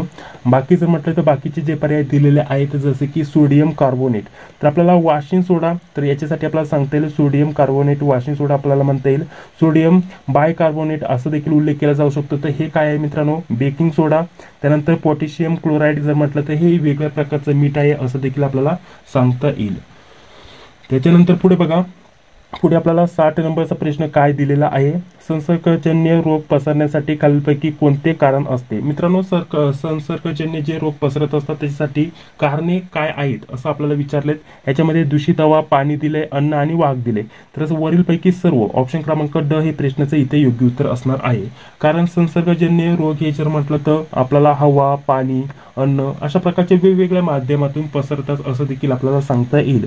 दूषित हवाच्या माध्यमाने जर म्हटलं तर फ्लू हा रोग पसरतो, आजार पसरतो. टीबी देखील हा आपल्याला सांगता येईल दूषित हवामुळे पसरतो. पाण्या याच्यामुळे जर म्हटलं तर पाण्यामार्फत पसरणारा आपल्याला सांगता येईल कॉलरा. त्यानंतर अन्न आणि वाहक याच्या मार्फत जर म्हटलं तर आपल्याला डेंग्यू हा डास. आता हा डासामार्फत पसरतो, परंतु जर विचार केला तर एकदा हा आजार किंवा रोग झाल्यानंतर इतरांना याच्या मार्फत देखील पसरू शकतो. ठीक आहे. बाकी जर म्हटलं तर बघा आपल्याला 61 नंबरचा प्रश्न दिलेला आहे. स्वाईन फ्लू हा आजार कोणत्या प्राण्याशी संबंधित आहे. महत्वाचा प्रश्न मित्रांनो. डास, कोंबडी, डुक्कर आणि मांजर. तर डुक्कर हे प्रश्नाचं इथं योग्य उत्तर असणार आहे मित्रांनो. स्वाईन फ्लू हा आजार किंवा रोग जर म्हटलं तर हा विषाणूजन्य आजार डुकरांशी संबंधित आहे असं सांगता येईल. डास याच्या मार्फत जर म्हटलं तर मलेरिया, डेंग्यू कारणीभूत आपल्याला सांगता येईल. या आजारांसाठी डास कारणीभूत आहे. कोंबडीवरती वारंवार प्रश्न विचारला जातो तर ब्लड फ्लूशी संबंधित आहे कोंबडीचा आजार. आणि मांजराचं जर म्हटलं तर थेट संबंध येत नाही कोणत्याही आजाराशी, त्याच्यामुळे मांजराचा काही संबंध येत नाही. ठीक आहे. बाकी जर म्हटलं तर जसं की कोंबडी झालं, डास झालं, डुक्कर झालं, यांच्यामुळे कोणते आजार पसरतात, कोणते आजार होतात, ही माहिती तुम्हाला इथं असणं गरजेचं असणार आहे. 62 नंबरचा प्रश्न काय दिलेला आहे, भारताच्या पश्चिम किनाऱ्यावर पोहोचलेल्या पहिल्या युरोपियन खलाशाचे नाव काय. ठीक आहे. व्हेरी IMP प्रश्न मित्रांनो. इतर पदभरत्यांना वारंवार प्रश्न विचारला जातो. जो पहिला युरोपियन खलाशी होता मित्रांनो, जो की भारताच्या पश्चिम किनाऱ्यावरती पोहोचला होता, तर त्याचं नाव विचारले मित्रांनो. तर त्या खलाशाचं नाव आपल्याला सांगता येईल वास्को द गामा. ठीक आहे. हा कधी पोहोचला मित्रांनो, 1498 मध्ये, आणि आपल्याला सांगता येईल भारताच्या पश्चिम किनाऱ्यावरती, परंतु कोणत्या ठिकाणी नक्की, तर कालिकट, हे आपल्याला माहिती असणं गरजेचं असणार आहे. कधी, 1498 मध्ये. याच्यावरती वारंवार प्रश्न तुम्हाला विचारले जातात परीक्षेमध्ये. त्यानंतर बाकीचे जे व्यक्तिमत्व दिलेले आहेत त्यांचं देखील आपल्याला इथं माहिती इथं असणं गरजेचं असणार आहे. तर बाकीचे जे ऑप्शन दिले होते, जसे की यांनी अमेरिकेचा शोध लावला, बाकी जर म्हटलं तर कलाकार वगैरे, ही थोडीफार माहिती इथं मी दिलेली आहे. ठीक आहे. पुढे बघा, 63 नंबरचा प्रश्न दिलेला आहे, औद्योगिक क्रांतीचा प्रारंभ कोणत्या देशात झाला. आता औद्योगिक क्रांतीवरती वारंवार प्रश्न विचारले जातात. त्याच्यामध्ये इंग्लंड दिले, फ्रान्स, इटली आणि पोर्तुगाल. तर आपल्याला सांगता येईल औद्योगिक क्रांतीचा प्रारंभ इंग्लंड या देशात झाला. ठीक आहे. कोणत्या शतकात झाला असा देखील प्रश्न विचारला जाऊ शकतो. ते तर आपल्याला सांगता येईल 18व्या शतकात झाला इंग्लंडमध्ये. ठीक आहे. आणि यामध्ये जर म्हटलं तर फ्रान्स, आपल्याला माहिती आहे फ्रान्स राज्यक्रांती किंवा आपल्याला याच्या राज्यक्रांती किंवा राजकीय क्रांतीसाठी इथं आपल्याला प्रसिद्ध आहे, हे आपल्याला माहिती आहे. इटली जर म्हटलं तर औद्योगिक क्रांतीशी जर म्हटलं तर त्याचा काही थेट संबंध नाही मित्रांनो, त्याच्यासाठी प्रसिद्ध देखील नाही. ठीक आहे. पोर्तुगाल जर म्हटलं तर समुद्र मोहिमेसाठी प्रसिद्ध आहे. समुद्र मोहिमेसाठी पोर्तुगाल प्रसिद्ध आहे. हा एक महत्त्वाचा पॉईंट लक्षात ठेवा. पुढे बघा, पुढील आपल्याला जर म्हटलं तर पुढील 64 नंबरचा प्रश्न दिलेला आहे, जमशेदजी टाटा यांनी टाटा आर्यन आणि स्टील कंपनी, ठीक आहे, Tata iron and steel company कोणत्या ठिकाणी स्थापन केली. तर आपल्याला इथे वेगवेगळे पर्याय दिलेले आहेत, कानपूर, त्यानंतर जमशेदपूर, कोलकाता, ठीक आहे, आणि त्यानंतर बक्सर दिलेला आहे. तर आपल्याला सांगता येईल जमशेदपूर. ठीक आहे. ऑप्शन क्रमांक ब हे प्रश्नाचं इथे योग्य उत्तर असणार आहे. कानपूर या ठिकाणी जर म्हटलं तर आपल्याला सांगता येईल कापड उद्योगासाठी कानपूर प्रसिद्ध आहे. कोलकाता जर म्हटलं तर एक बंदर आहे, बंदर शहर, याच्यावरती प्रश्न विचारला जाऊ शकतो. बक्सर जर म्हटलं तर युद्धासाठी प्रसिद्ध आहे मित्रांनो. ठीक आहे. तर चला पुढील बघा, इंग्लिशवरती प्रश्न आपल्याला विचारला गेला होता. इथं एक वाक्य दिलेलं आहे, WH क्वेश्चन वर्ड आपल्याला विचारला होता मित्रांनो. इंग्लिशवरील हा प्रश्न विचारला गेलाय. आता याच्यामध्ये जर विचार केला तर बघा, आपल्याला शब्द दिलेले आहेत, तर हे वाक्य दिलेले आहेत, तर याचा आपल्याला WH क्वेश्चनचा वर्ड आपल्याला शब्द निवडायचा होता, कोणता येईल. तर आपल्याला सांगता येईल तर हुज दिलंय, हू दिलंय, हुज दिलंय आणि होम दिलंय. ठीक आहे. तर ऑप्शन क्रमांक क म्हणजेच हुज हे आपल्या प्रश्नाचं इथे योग्य उत्तर असणार आहे. आणि हा जो WH क्वेश्चन वर्ड आपण जर म्हटलं तर पूर्ण आपल्याला प्रश्न विचारायचा आहे, तर ते वाक्य कसं तयार होईल ते देखील इथे मी तुम्हाला थोडक्यात समजण्यासाठी इथं दिलेलं आहे. बाकी जर म्हटलं तर हुज म्हणजे कोण याचा अर्थ होतो. बाकी जर म्हटलं तर कर्म दाखवण्यासाठी हुमचा अर्थ होतो. आणि बाकी जर म्हटलं तर हुज जर म्हटलं तर हुज इथचं हे संक्षिप्त रूप आहे असं आपल्याला सांगता येईल. ठीक आहे. तर चला पुढील प्रश्न बघूयात मित्रांनो. बाकीची अतिशय इतर महत्त्वाची आपल्यासाठी महत्त्वाची माहिती असते मित्रांनो. अशाच प्रकारचे स्पष्टीकरण आपण रेग्युलर घेत असतो. त्याच्यासाठी जास्त काही करू नका. चॅनलवरती पहिल्यांदा आला असेल तर चॅनलला सबस्क्राईब करा, जी बेल येते तिला क्लिक करा. या व्हिडिओला अजून लाईक केलं नसेल तर आम्हाला मोटिवेट करण्यासाठी लाईक करा. ठीक आहे. बाकी जर म्हटलं तर व्हॉट्सअप ग्रुपची लिंक डिस्क्रिप्शन बॉक्समध्ये देतोय, तर त्या ग्रुपला जॉईन व्हायला विसरू नका. तर चला पुढील 66 नंबरचा प्रश्न दिलेला आहे, आपण पृथ्वीच्या ज्या थरावर राहतो त्याला काय म्हणतात. तर याच्यामध्ये आपल्याला प्रावरण दिलंय, त्यानंतर गाभा दिलंय, भूकवच, खंडीय कवच, अशा प्रकारचं. जसं की ही पृथ्वी आहे मित्रांनो, तर पृथ्वीचं जर म्हटलं तर आपल्याला इथं सेंटर म्हणता येईल मित्रांनो. तर याला जर म्हटलं तर आपण गाभा म्हणतो. ठीक आहे. म्हणजे डायरेक्टली सेंटरचा भाग. त्यानंतर अशा प्रकारचे आपल्याला वेगवेगळे कवच आहेत असं म्हणायला हरकत नाही. तर आपण डायरेक्टली वरच्या भागावरती राहतो त्याला काय म्हणतात, तर त्याला म्हणतात भूकवच मित्रांनो. म्हणजे ऑप्शन क्रमांक क हे प्रश्नाचं इथे योग्य उत्तर असणार आहे. पृथ्वीचा सर्वात बाहेरील भाग म्हणजे वरचा डायरेक्टली त्याला भूकवच म्हणतात मित्रांनो. याच्या व्यतिरिक्त जर म्हटलं तर आपल्याला सांगता येईल प्रावरण. भूकवचाचा खालचा भाग म्हणजे आता हा जो पहिला भाग आहे त्याच्यानंतर 2 नंबरचा जो भाग आहे खालचा थोडा भाग, तर तो आपल्याला सांगता येईल आपल्याला प्रावरण. ठीक आहे. त्यानंतर गाभा जर म्हटलं तर डायरेक्टली सर्वात आतील भाग, मधला भाग गाभा. ठीक आहे. हे आपल्याला सांगता येईल. आणि खंडीय कवच जर म्हटलं तर भूकवचाचा एक आपल्याला म्हणजे हा जो भूकवच आहे त्याचाच एक भाग आहे असं आपल्याला सांगता येईल. ठीक आहे. त्यानंतर पुढे बघा, इंग्लिशवरती पुन्हा प्रश्न विचारलेला आहे 67 नंबरचा, व्हॉट इज लॉंग फॉर्म. ठीक आहे. म्हणजे आपल्याला फुल फॉर्म विचारले मित्रांनो, लॉंग फॉर्म विचारले www. ठीक आहे. आपण जे इंटरनेटवरती कोणतीही वेबसाईट सर्च केली तर त्याची सुरुवात शक्यता www येणं होत असते. ठीक आहे. www. तर याचा फुल फॉर्म आपल्याला विचारलाय, तर आपल्याला सांगता येईल वर्ल्ड वाईड वेब. ठीक आहे. म्हणजेच ऑप्शन क्रमांक ऑप्शन क्रमांक नाही होणार, ऑप्शन क्रमांक क. ठीक आहे. वर्ल्ड वाईड वेब म्हणजेच ऑप्शन क्रमांक क हे प्रश्नाचं इथे योग्य उत्तर असणार आहे. आणि WWW याचा फुल फॉर्म भरपूर वेळेस विचारलेला आहे मित्रांनो वेगवेगळ्या परीक्षांमध्ये, त्याच्यामुळे हे देखील आपल्यासाठी महत्त्वाचं असणार आहे. तर चला पुढील प्रश्न बघूयात. बाकीचे जे पर्याय आहेत ते चुकीचे आहेत मित्रांनो. पुढे 68 नंबरचा प्रश्न दिलेला आहे. काझीरंगा राष्ट्रीय उद्यान कोणत्या प्राण्यासाठी प्रसिद्ध आहे? हत्ती दिलंय, एकशिंगी गेंडा दिलंय, रानमैस दिलंय आणि बिबटे दिलंय. तर एकशिंगी गेंडा याच्यासाठी प्रसिद्ध आहे मित्रांनो. ऑप्शन क्रमांक ब हे प्रश्नाचं इथे योग्य उत्तर असणार आहे. आता काझीरंगा राष्ट्रीय उद्यान कुठं आहे? आता राष्ट्रीय उद्यान आणि अभयारण्य याच्यावरती प्रश्न विचारले जातात मित्रांनो. एक तर ते राष्ट्रीय उद्यान किंवा अभयारण्य कोणत्या जिल्ह्यात आहे, त्याची स्थापना कधी झाली, किंवा शक्यता जिल्हा याच्यावरतीच प्रश्न विचारले जातात. आणि कशासाठी प्रसिद्ध आहे, प्रसिद्ध कशासाठी याच्यावरतीच तुम्हाला या जे टॉपिक आहेत त्याच्यावरती प्रश्न विचारले जातात. आता जसं की इथं काझीरंगा राष्ट्रीय उद्यान दिलेलं आहे मित्रांनो, ते आपल्याला कुठे आहे मित्रांनो? आसाम मधील आपल्याला आहे हे राष्ट्रीय उद्यान सांगतील मित्रांनो, जे की एकशिंगी गेंड्यासाठी प्रसिद्ध आहे. कोणत्या राज्यात आहे ऐकलं तर राज्य इथं जे महाराष्ट्राचं असतं तर आपण राज्यावरती प्रश्न विचारला जाऊ शकत होता, परंतु हा पूर्ण वेगळ्या राज्यात आहे. ठीक आहे, तर आता इथं जिल्ह्यावरती आपल्याला प्रश्न विचारला असता महाराष्ट्रामध्ये असतं तर, परंतु आता पूर्ण जर म्हटलं तर वेगळ्या राज्यात आहे, त्याच्यामुळे ते आसाममध्ये आहे ते आपल्याला माहिती इथं असणं गरजेचं असणार आहे. आणि ते कशासाठी प्रसिद्ध आहे मित्रांनो? आपल्याला एकशिंगी गेंड्यासाठी, हे देखील आपल्याला माहिती इथं असणं गरजेचं असणार आहे. याच्या व्यतिरिक्त हत्ती जर म्हटलं तर या राष्ट्रीय उद्यानामध्ये हत्ती देखील आहेत मित्रांनो, परंतु ते मुख्य नाही किंवा त्याच्यासाठी ते प्रसिद्ध नाही. ठीक आहे, हत्तींचा देखील समावेश आहे. बाकी जर म्हणतात हे चुकीचे पर्याय आहेत असं देखील म्हणायला हरकत नाही. चला पुढील 69 नंबरचा प्रश्न काय दिलेला आहे मित्रांनो? सूर्यापासून किरणांचा जर म्हटलं तर बघा थोडीफार टायपिंग मिस्टेक झालेली आहे, थोडक्यात प्रश्न समजून घेऊयात, काय अडचण नाही. सूर्याचं जर म्हटलं तर बघा आता सूर्यप्रकाश जो आहे मित्रांनो, जसं की आपला सकाळी सूर्य उगवला तर त्याचा जो प्रकाश आहे मित्रांनो, जसं की हा सूर्य आहे, ठीक आहे, तर याचा प्रकाश जसे की ही पृथ्वी आहे तर पृथ्वीपर्यंत येण्यासाठी किती वेळ लागतो असा प्रश्न विचारलाय. तर इथे आपल्याला दिले 6 मिनिटे, 8 मिनिटे, 7 मिनिटे, 8.20 मिनिटे. ठीक आहे, तर 8.20 मिनिटे म्हणजेच आज 8 मिनिटे आणि 20 सेकंद लागतात. ठीक आहे, सूर्याचा जो प्रकाश आहे पृथ्वीवरती पोहोचायला साधारणपणे 8 मिनिटे 20 सेकंद लागतात. हे आपल्यासाठी महत्त्वाचं असणार आहे. याच्यावरती देखील वारंवार प्रश्न विचारले जातात मित्रांनो. बाकीचे जे चुकीचे पर्याय आहेत असं देखील म्हणायला हरकत नाही. पुढे बघा 70 नंबरचा प्रश्न आपल्याला विचारलेला आहे मित्रांनो. स्वातंत्र्योत्तर काळातील अंतरिम सरकारचे आपल्याला प्रमुख कोण होते अशा प्रकारचा प्रश्न विचारला गेलाय. तर सरदार वल्लभभाई पटेल, महात्मा गांधी, पंडित जवाहरलाल नेहरू आणि बॅजिना अशा प्रकारचे पर्याय दिलेले आहेत. तर पंडित जवाहरलाल नेहरू हे आपल्या प्रश्नाचं इथे योग्य उत्तर असणार आहे मित्रांनो. 15 ऑगस्ट 1947 पूर्वी अंतरिम सरकारचे नेतृत्व पंडित जवाहरलाल नेहरू यांनी केले असं आपल्याला सांगता येईल. तेव्हाचे जे महत्त्वाचे व्यक्तिमत्व दिलेले आहेत, व्यक्तींची नावं दिलेली आहेत, त्यांचं कार्य काय आहे, पदनाम काय आहे याच्याबद्दल देखील माहिती देतो. जसे की सरदार वल्लभभाई पटेल यांचं नाव आलेलं आहे तर गृहमंत्री सांगता येईल. त्यानंतर महात्मा गांधी हे जर म्हटलं तर सरकारमध्ये नव्हते, कोणत्या प्रकारचं स्थान त्यांनी तिथं घेतलेलं नव्हतं त्या काळामध्ये किंवा सरकारमध्ये नव्हतं. त्यांचे वेगवेगळे दुसरे भरपूर मोठाले कार्य आहेत जे की आपल्याला सर्वांना माहिती आहे, परंतु सरकारमध्ये त्यांचा थेट संबंध नव्हता असं म्हणायला हरकत नाही. ठीक आहे, त्यानंतर बॅजिना दिलेले आहे मित्रांनो, तर आपल्याला सांगता येईल ते पाकिस्तानचे नेते होते. ठीक आहे, चला पुढील आपल्याला प्रश्न दिलेला आहे 71 नंबरचा प्रश्न. भारत व पाकिस्तान या दोन स्वतंत्र राष्ट्रांची जनमत चाचणी कोणी केली किंवा कोणी तयार केली? ठीक आहे, थोडीफार टायपिंग मिस्टेक झालेली आहे, व्यवस्थित समजून घ्या. तर बघा इथं आपल्याला जर म्हटलं तर वेगवेगळे पर्याय दिलेले आहेत.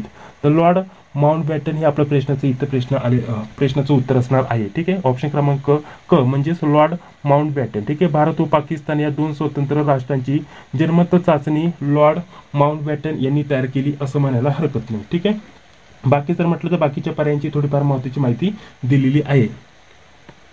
तर चला पुढील 72 नंबरचा सध्याला प्रश्न चालू आहे मित्रांनो. तर बघा आपल्याला 72 नंबरचा प्रश्न काय दिलाय? गोवा पोर्तुगीजांच्या वर्चस्वातून कधी मुक्त झाला? महत्त्वाचा प्रश्न आहे. 1959 दिले, 1960, 1961 आणि 1962. तर 1961 म्हणजेच ऑप्शन क्रमांक क हे प्रश्नाचं इथे योग्य उत्तर असणार आहे मित्रांनो. 19 डिसेंबर 1961 रोजी ऑपरेशन विजय अंतर्गत गोवा मुक्त झालं होतं पोर्तुगीजांच्या वर्चस्वातून. हे आपल्याला माहिती इथं असणं गरजेचं असणार आहे. बाकीचे हे चुकीचे पर्याय आहेत, परंतु 1962 हे वर्ष जर म्हटलं तर भारत व चीन यांच्या दरम्यान युद्ध झालं होतं, तर ते वर्ष आहे असं म्हणायला हरकत नाही. पुढे 73 नंबरचा प्रश्न दिलेला आहे, महाराष्ट्राचे पहिले मुख्यमंत्री कोण झाले? महत्त्वाचा प्रश्न आहे. आता आपल्याला माहिती आहे 1907 मध्ये महाराष्ट्र राज्याची स्थापना झाली मित्रांनो. स्थापना झाल्यानंतर पहिले मुख्यमंत्री यशवंतराव चव्हाण हे होते. ठीक आहे, म्हणजेच ऑप्शन क्रमांक ड हे प्रश्नाचं इथे योग्य उत्तर असणार आहे. याच्यामध्ये जर म्हटलं तर देसाई यांचं नाव आलेलं आहे, तर ते गुजरातमधील होते. त्यानंतर जर म्हटलं तर शंकरराव चव्हाण आणि यांचं देखील नाव आलेलं आहे, तर हे नंतरचे मुख्यमंत्री होते असं देखील आपल्याला सांगता येईल. ठीक आहे, पहिलं विचारले होते महाराष्ट्राचे पहिले मुख्यमंत्री तर यशवंतराव चव्हाण हे आपल्याला सांगता येतील. ठीक आहे, तर चला पुढे पुन्हा इंग्लिशवरीलच प्रश्न विचारला गेला मित्रांनो. सोपे प्रश्न इंग्लिश या विषयावरती तुम्हाला विचारले जातात. तर बघा इथं आपल्याला म्हटलेलं आहे राईट अ स्टोरी, या वाक्याचा आपल्याला काळ ओळखायला सांगितलेला आहे. जसं की सिंपल प्रेझेंट टेन्स दिलंय, सिंपल पास्ट टेन्स दिलंय. ठीक आहे, आणि बाकी अशा प्रकारचे पर्याय दिले होते. तर आपल्याला राईट अ स्टोरी याचं जर म्हटलं तर काळ सिंपल प्रेझेंट टेन्स म्हणजेच ऑप्शन क्रमांक अ हे प्रश्नाचं इथे योग्य उत्तर असणार आहे. राईट अ स्टोरी या हा जो आहे अज्ञार्थी प्रकार असून सिंपल प्रेझेंट टेन्स हे आपल्याला सांगता येईल त्याचा काळ. ठीक आहे, सिंपल प्रेझेंट टेन्स म्हणजेच ऑप्शन क्रमांक अ हे प्रश्नाचं इथे योग्य उत्तर असणार आहे. बाकीचे जे पर्याय आहेत ते चुकीचे आहेत असं म्हणायला हरकत नाही. तर चला पुढील बघा, पुढील आपल्याला काय प्रश्न दिलेला आहे. 75 नंबरचा प्रश्न चालू आहे मित्रांनो. राज्यपालाची नियुक्ती खालीलपैकी कोणाकडून होते? महत्वाचा आयएमपी प्रश्न आहे मित्रांनो. ठीक आहे, राज्यपालाची नियुक्ती विचारले. आणि आता मी तुम्हाला आता सांगतो जे इतर पर्याय असतात ना ते खूप महत्वाचे आयएमपी असतात मित्रांनो. पोलीस पाटलासाठी अभ्यासक्रम हा सर्व जिल्ह्यांचा सारखाच असतो आणि जे टॉपिक असतात ना त्याच्या रिलेटेडच तुम्हाला पुढच्या वेगवेगळ्या जिल्ह्यांसाठी प्रश्न विचारले जातात. ते कसं तुम्हाला ऑलरेडी मागच्या प्रश्नपत्रिकेचं स्पष्टीकरण तुम्ही बघितलं असेल तर त्याच्या मार्फत तुम्हाला समजून आलेलं असेल. ठीक आहे, तर बघा आता इथे जर म्हटलं तर आपल्याला इथं काय प्रश्न विचारला मित्रांनो, राज्यपालाची नियुक्ती खालीलपैकी कोणाकडून होते? तर याच्यामध्ये आपल्याला मुख्यमंत्री दिले, पंतप्रधान, राष्ट्रपती आणि सरन्यायाधीश. तर राष्ट्रपती यांच्याकडून होते मित्रांनो. राज्यपालाची नियुक्ती भारताचे राष्ट्रपती करतात हे आपल्याला माहिती असणं गरजेचं असणार आहे. मुख्यमंत्री नियुक्ती करत नाही राज्यपालाची. त्यानंतर पंतप्रधान जर म्हटलं तर शिफारस करतात परंतु नियुक्ती देत नाही. त्यानंतर सरन्यायाधीश जर म्हटलं तर न्यायव्यवस्थेचे प्रमुख असतात हे देखील आपल्याला माहिती असणं गरजेचं असणार आहे. तर बघा त्याच्याच रिलेटेड हा प्रश्न विचारला गेला मित्रांनो. इथं बघा आता राज्य विधिमंडळाचे अधिवेशन बोलवण्याचा अधिकार कोणाला असतो? तर यामध्ये मुख्यमंत्री, राज्यपाल, राष्ट्रपती आणि सभापती. तर बघा आता विधिमंडळाचे जे आता राज्य विधिमंडळाचे अधिवेशन जो बोलवण्याचा अधिकार असतो तो असतो राज्यपालांना. म्हणजेच ऑप्शन क्रमांक ब हे प्रश्नाचे इथे उत्तर असणार आहे. म्हणजे लगेच आता एवढंच आपल्याला विचारलं की राज्यपालाची नियुक्ती कोण करतात. ठीक आहे, तर आपल्याला समजून आलं त्याचं उत्तर होतं आपल्याला राष्ट्रपती. आणि लगेच आता जे अधिवेशन असतं राज्य विधिमंडळाचे तर ते अधिवेशन बोलवण्याचा अधिकार कोणाला असतो? तर राज्यपाल यांना. म्हणजेच ऑप्शन क्रमांक ब हे प्रश्नाचं इथे योग्य उत्तर असणार आहे मित्रांनो. ठीक आहे, राज्यपाल राज्य विधिमंडळाचे अधिवेशन बोलवतात. याच्या व्यतिरिक्त मुख्यमंत्री यांचं कार्य काय असणार आहे? सल्ला देतात. त्यानंतर राष्ट्रपती जर म्हटलं तर संसद अधिवेशन बोलवतात. आता याच्यावरती देखील प्रश्न विचारला जाऊ शकतो की संसद अधिवेशन कोण बोलवतं? तर आपल्याला सांगतील राष्ट्रपती. त्यानंतर सभापती जर म्हटलं तर फक्त अधिवेशन जे असतात ते मित्रांनो ते चालवतात असं म्हणायला हरकत नाही. तर चला पुढील बघा 77 नंबरचा प्रश्न काय दिलेला आहे, भारताचे राष्ट्रगीत कोणी लिहिले? ठीक आहे, आता महत्वाचा प्रश्न मित्रांनो. ऑलरेडी मी तुम्हाला सांगत आलेलो लेखकांची टोपण नावे याच्यावरती प्रश्न विचारले जातात. आता हीच प्रश्नपत्रिका जवळपास आपण संपूर्ण सोडून घेतलेली आहे. याच्यामध्येच 3-4 प्रश्न लेखक याच्यावरती आलेले आहेत मित्रांनो. आता जसं की इथं राष्ट्रगीत कोणी लिहिले? रवींद्रनाथ टागोर यांचं नाव आलेलं आहे मित्रांनो. तर ऑप्शन क्रमांक ब हे प्रश्नाचं इथे योग्य उत्तर असणार आहे. यामध्ये जर म्हटलं तर आपले भारताचे जे राष्ट्रगीत आहे मित्रांनो जन गण मन ते रवींद्रनाथ टागोर यांनी लिहिलेलं आहे. याच्या व्यतिरिक्त जर म्हटलं तर वंदे मातरम यांनी लिहिलेलं आहे. याचं हे लेखक आहे. त्याचसोबत सारे जहाजच्या तर हे यांनी लिहिलेलं आहे. त्यानंतर सरोजिनी नायडू यांनी जर म्हटलं तर ते एक महत्त्वाचे कवयित्री आहे यांच्याबद्दल देखील माहिती इथं असणं गरजेचं असणार आहे. पुढे बघा 78 नंबरचा प्रश्न आपल्याला काय म्हटलेला आहे तर 78 नंबरचा भारताचा कोणता क्रमांक लागतो? थोडंफार जर म्हटलं तर इथे टायपिंग मिस्टेक झालेली मित्रांनो. थोडक्यात जर म्हटलं तर व्यवस्थित अर्थ समजून येत नाही परंतु काय अडचण नाही मित्रांनो. इथं जर म्हटलं तर हा जो प्रश्न स्किप करूयात आपण. बाकी जर म्हटलं तर 7वा. ठीक आहे, तर हा प्रश्न आपण स्किप करूयात, काय अडचण नाही. पुढील प्रश्न बघूया. तर पुढील आपल्याला 79 नंबरचा प्रश्न पुन्हा पुस्तक लेखक याच्यावरती आलेला आहे. डिस्कवरी ऑफ इंडिया हे पुस्तक कोणी लिहिले? तर याच्यासाठी पर्याय दिलेले आहेत वल्लभभाई पटेल, सरोजिनी नायडू अशा प्रकारचे, डॉक्टर बाबासाहेब आंबेडकर, पंडित जवाहरलाल नेहरू. तर पंडित जवाहरलाल नेहरू हे आपल्या प्रश्नाचं इथे योग्य उत्तर असणार आहे. आताच मागचीच मला वाटतंय सोलापूर जिल्ह्याची आपण प्रश्नपत्रिका सोडून घेतली तर त्याच्यामध्येच असं पुस्तक लेखक याच्यावरती प्रश्न आला होता आणि त्याच्यामध्ये पर्यायामध्ये पंडित जवाहरलाल नेहरू यांचं नाव होतं. त्यामुळे मी तुम्हाला सांगितलं जसं की इतर थोडंफार यांची माहिती मी देत असतो. तर हा प्रश्न आतापर्यंत 2-3 वेळेस रिपीट झालेला आहे. त्यामध्ये देखील मी तुम्हाला सांगितलं होतं पंडित जवाहरलाल नेहरू यांचं डिस्कवरी ऑफ इंडिया हे जे पुस्तक आहे याच्यावरती वारंवार प्रश्न विचारले जातात. तर बघा याच्यामध्ये लगेच तो प्रश्न विचारला गेलाय मित्रांनो. डिस्कवरी ऑफ इंडिया हे पुस्तक पंडित जवाहरलाल नेहरू यांनी लिहिले आणि ते तुरुंगात असताना ते लिहिले मित्रांनो. असं देखील प्रश्न विचारला जाऊ शकतो की पंडित जवाहरलाल नेहरू यांनी तुरुंगात असताना कोणतं पुस्तक लिहिलं. तर डिस्कवरी ऑफ इंडिया हे आपल्या प्रश्नाचं इथे योग्य उत्तर असणार आहे. बाकी जर म्हटलं तर हे कवयित्री होते यांनी हे पुस्तक लिहिलं, याच्याबद्दल देखील माहिती इथं असणं गरजेचं असणार आहे. पुढे बघा आपला 80 नंबरचा प्रश्न काय दिलेला आहे. भारताचे मिसाईल मॅन म्हणून कोणाला ओळखले जाते. महत्वाचा प्रश्न, याच्यावरती देखील वारंवार प्रश्न विचारले जातात. तर या प्रश्नाचं योग्य उत्तर असणार आहे डॉक्टर APJ अब्दुल कलाम, म्हणजेच ऑप्शन क्रमांक क हे प्रश्नाचं इथे योग्य उत्तर असणार आहे. मित्रांनो डॉक्टर APJ अब्दुल कलाम यांना जर म्हटलं तर आपल्याला भारताचे मिसाईल मॅन म्हणून ओळखले जाते मित्रांनो. याच्या व्यतिरिक्त बाकीचे जे पर्याय दिलेले आहेत, विक्रम साराभाई, तर आपल्याला सांगता येईल अंतराळ कार्यक्रमाचे जनक म्हणून त्यांना ओळखले जाते. बाकी जर म्हटलं तर होमी भाभा, ठीक आहे, होमी भाभा जे आहेत मित्रांनो, भाभा म्हणू शकतो आपण, किंवा याच्यावरती वारंवार तुम्हाला वेगवेगळे टाईपचे प्रश्न विचारले जातात. ठीक आहे, तर होमी भाभा यांचं नाव आलेलं आहे मित्रांनो. तर अणुऊर्जा कार्यक्रमाचे जनक म्हणून त्यांना ओळखले जाते. आणि डॉक्टर प्रल्हाद रामराव हे जर म्हटलं तर DRDOचे एक वैज्ञानिक आहे असं देखील आपल्याला सांगता येईल मित्रांनो. हा व्हिडिओ तुम्हाला कसा वाटलेला आहे नक्कीच या व्हिडिओला एक लाईक करा. जवळपास आपले टोटल आता 80 प्रश्न सोडून झालेले आहेत. पहिल्या भागामध्ये 25 प्रश्न बघितले. आता एकच व्हिडिओच्या माध्यमाने आपला टार्गेट असतो की सर्व प्रश्न कव्हर करण्याचा टार्गेट असतो मित्रांनो. आता ऑलरेडी हा व्हिडिओ खूप लॉंग झालेला आहे. आता याचा पहिला भाग ऑलरेडी आपण अपलोड केलेला आहे. तरी देखील आता याच भागाच्या माध्यमाने राहिलेले देखील प्रश्न आपण सोडून घेऊयात, जेणेकरून एकाच, आता मागे ऑलरेडी तो भाग टाकलेला आहे परंतु काय अडचण नाही, थोडासा हा व्हिडिओ मोठा होईल, परंतु तुम्हाला काय होईल की एकाच व्हिडिओच्या माध्यमाने संपूर्ण प्रश्नपत्रिकेचं स्पष्टीकरण भेटून जाईल. ठीक आहे, आपला उद्देश काय असतो, थोडासा वेळ जास्त लागेल परंतु तुम्हाला डिटेलमध्ये माहिती इथं मिळणं गरजेचं असणार आहे. तर बघा, तर ही प्रश्नपत्रिका आपण सोडून घेत आहोत मित्रांनो कुडाळ उपविभागाची. ठीक आहे, पोलीस पाटील पदभरती 2023 ची, जसं की मी तुम्हाला व्हिडिओच्या स्टार्टिंगला सांगितलं होतं. आता कुडाळ उपविभाग हा सिंधुदुर्ग जिल्ह्यामध्ये येतो मित्रांनो. ठीक आहे, तर सिंधुदुर्ग जिल्ह्यातील उपविभागाची, कुडाळ उपविभागाची प्रश्नपत्रिका आहे.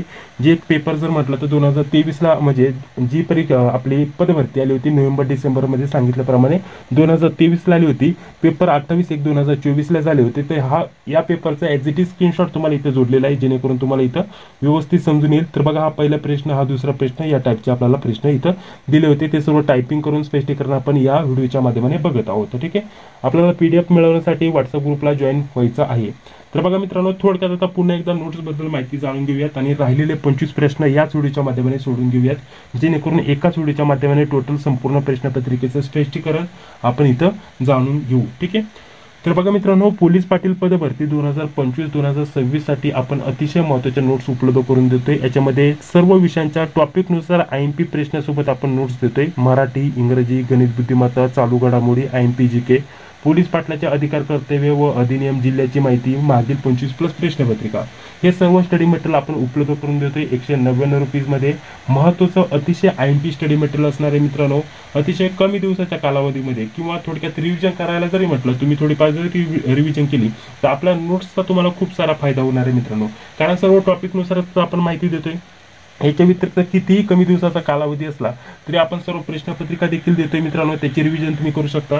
याच्या व्यतिरिक्त जिल्ह्याच्या माहितीवरती 7-8 प्रश्न येत असतात, तर जिल्ह्याची माहिती सेपरेट आपण काढलेली असते, तर त्याचा तुम्हाला फायदा होत असतो. बाकी जर म्हटलं तर डिटेलमध्ये अभ्यास करायचा असेल तरी तुम्हाला इथं पोलीस पाटलाचे अधिकार, कर्तव्य याच्यावरती 2-3 प्रश्न येतात, याच्यावरती तुम्हाला भरपूर प्रश्न येतात. तर सर्व विषयांचा तसा अभ्यासक्रम दिलेला आहे, तुम्ही डिटेलमध्ये अभ्यास करू शकता. थोडक्यात जर म्हटलं तर कमी दिवसाच्या कालावधीमध्ये चांगला अभ्यास करू शकता.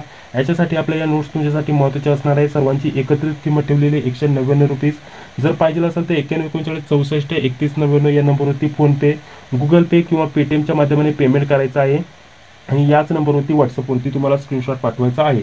त्यानंतर 5 ते 10 मिनिटांमध्ये सर्व विषयांचे नोट्स तुम्हाला PDF स्वरूपामध्ये व्हॉट्सअपवरती सेंड केले जातील. स्पेशल पोलीस पाटील पदभरतीसाठी त्या नोट्स आपण तयार केलेले आहेत. तर चला आता पुढे आपण व्हिडिओ कंटिन्यू करत आहोत मित्रांनो. टोटल जर म्हटलं तर आपण पहिले आता जो आपला क्लास आपण हा बघत आहोत, तर आपण 26 प्रश्नापासून ते 80 प्रश्न बघितले पहिल्या भागामध्ये. ठीक आहे, पहिला जो आपला भाग झालेला आहे भाग 1, याच्यामध्ये आपण 1 ते 25 प्रश्न बघितले होते. तर आता 1 ते 25 प्रश्न पुन्हा आपण याच भागामध्ये बघत आहोत, जेणेकरून एकाच भागाच्या माध्यमाने सर्व आपले 80 टोटल प्रश्न इथं कव्हर होऊन जातील. ठीक आहे. ते चला थोडासा व्हिडिओ मोठा होईल, परंतु एकाच व्हिडिओच्या माध्यमाने सर्व प्रश्न कव्हर करून घेऊयात. तर बघा इथं काय म्हटलेलं बघा, पहिला प्रश्न दिलेला आहे, 0 अंशाच्या अक्षरवृत्तास टिंबटिंब असे म्हणतात. थोडंसं फास्टमध्ये घेऊयात मित्रांनो, जेणेकरून कमी वेळात जास्तीत जास्त स्पष्टीकरण आपलं कव्हर होईल. तर पहिला प्रश्न दिलाय, 0 अंशाच्या अक्षरवृत्तास टिंबटिंब असे म्हणतात. इथे दिलेलं आहे कर्कवृत्त, विषुववृत्त, रेखावृत्त आणि मकरवृत्त. ठीक आहे. तर आपल्या या प्रश्नाचं योग्य उत्तर असणार आहे मित्रांनो विषुववृत्त, म्हणजेच ऑप्शन क्रमांक ब हे प्रश्नाचं आपलं इथे योग्य उत्तर असणार आहे मित्रांनो. याच्या व्यतिरिक्त जर म्हटलं तर बघा, अजून थोडक्यात इतर महत्त्वाची माहिती देऊन घेतो मित्रांनो. जसं की यामध्ये बघा, आता 0 अंशाच्या अक्षरवृत्तास विषुववृत्त असं म्हणतात, आपल्याला समजून आलं. आणि हे जे आहे मित्रांनो, पृथ्वीला 2 गोलार्धात विभागते. असा देखील प्रश्न विचारला जातो की कोणतं जे अक्षरवृत्त आहे मित्रांनो ते पृथ्वीला 2 गोलार्धात विभागते, तर ते आहे विषुववृत्त मित्रांनो. ऑप्शन क्रमांक ब हे प्रश्नाचं इथे योग्य उत्तर असणार आहे. कर्कवृत्त जर म्हटलं तर आपल्याला सांगता येईल 23.5 अंश उत्तरेस आहे मित्रांनो, आणि हे मकरवृत्त 23.5 दक्षिणेस आहे असं आपल्याला सांगता येईल. याच्या व्यतिरिक्त रेखावृत्त दिलेले मित्रांनो, तर हे जर म्हटलं तर उत्तर दक्षिणे जाणाऱ्या काल्पनिक रेषा आहे असं देखील आपल्याला म्हणता येईल मित्रांनो. ठीक आहे. तर बघा पुढील 2 नंबरचा प्रश्न दिलेला आहे, जगातील सर्वात क्षारयुक्त तलाव कोणता. तर यामध्ये जर म्हटलं तर आपल्याला पर्याय दिलेला आहेत, अरबी समुद्र, प्रशांत महासागर, हिंदी महासागर आणि मृत समुद्र. तर आपल्या या प्रश्नाचं योग्य उत्तर असणार आहे ऑप्शन क्रमांक ड, म्हणजे मृत समुद्र. जगातील सर्वात क्षारयुक्त तलाव किंवा समुद्र कोणता, तर आपल्याला सांगतोय मृत समुद्र. तर इथं आपल्याला सांगता येईल थोडक्यात माहिती, मृत समुद्र हा जगातील सर्वात क्षारयुक्त तलाव किंवा समुद्र आहे. त्यामुळे जर म्हटलं तर याच्यामध्ये मृत समुद्रामध्ये जवळपास बुडणं जे आहे अशक्य आहे असं देखील आपल्याला म्हणता येईल. याच्या व्यतिरिक्त अरबी समुद्र याचं देखील नाव आलेलं आहे मित्रांनो. तर हा जर म्हटलं तर सर्वसाधारण सामान्य क्षारयुक्त आहे असं म्हणता येईल. बाकी जर म्हटलं तर प्रशांत महासागर याचं देखील नाव आलेलं आहे. तर आपल्याला सर्वात मोठा महासागर कोणता असं देखील वारंवार प्रश्न विचारला जातो.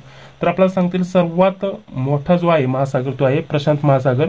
याच्या व्यतिरिक्त हिंदी महासागर, तर हा आहे भारताच्या दक्षिणेस. भारताच्या दक्षिणेत कोणता महासागर आहे याच्यावरती देखील प्रश्न येतो. तर हिंदी महासागर आपला तेव्हाचा प्रश्नाचं उत्तर असणार आहे. तर बघा सिंधुदुर्ग जिल्ह्यातील आपण पोलीस पाटलाची प्रश्नपत्रिका सोडत आहोत, त्याच्यामुळे जिल्ह्याच्या माहितीवरती हा प्रश्न विचारला गेलाय. सिंधुदुर्गात दरवर्षी सर्वाधिक पर्जन्य होणारे स्थान कोणते.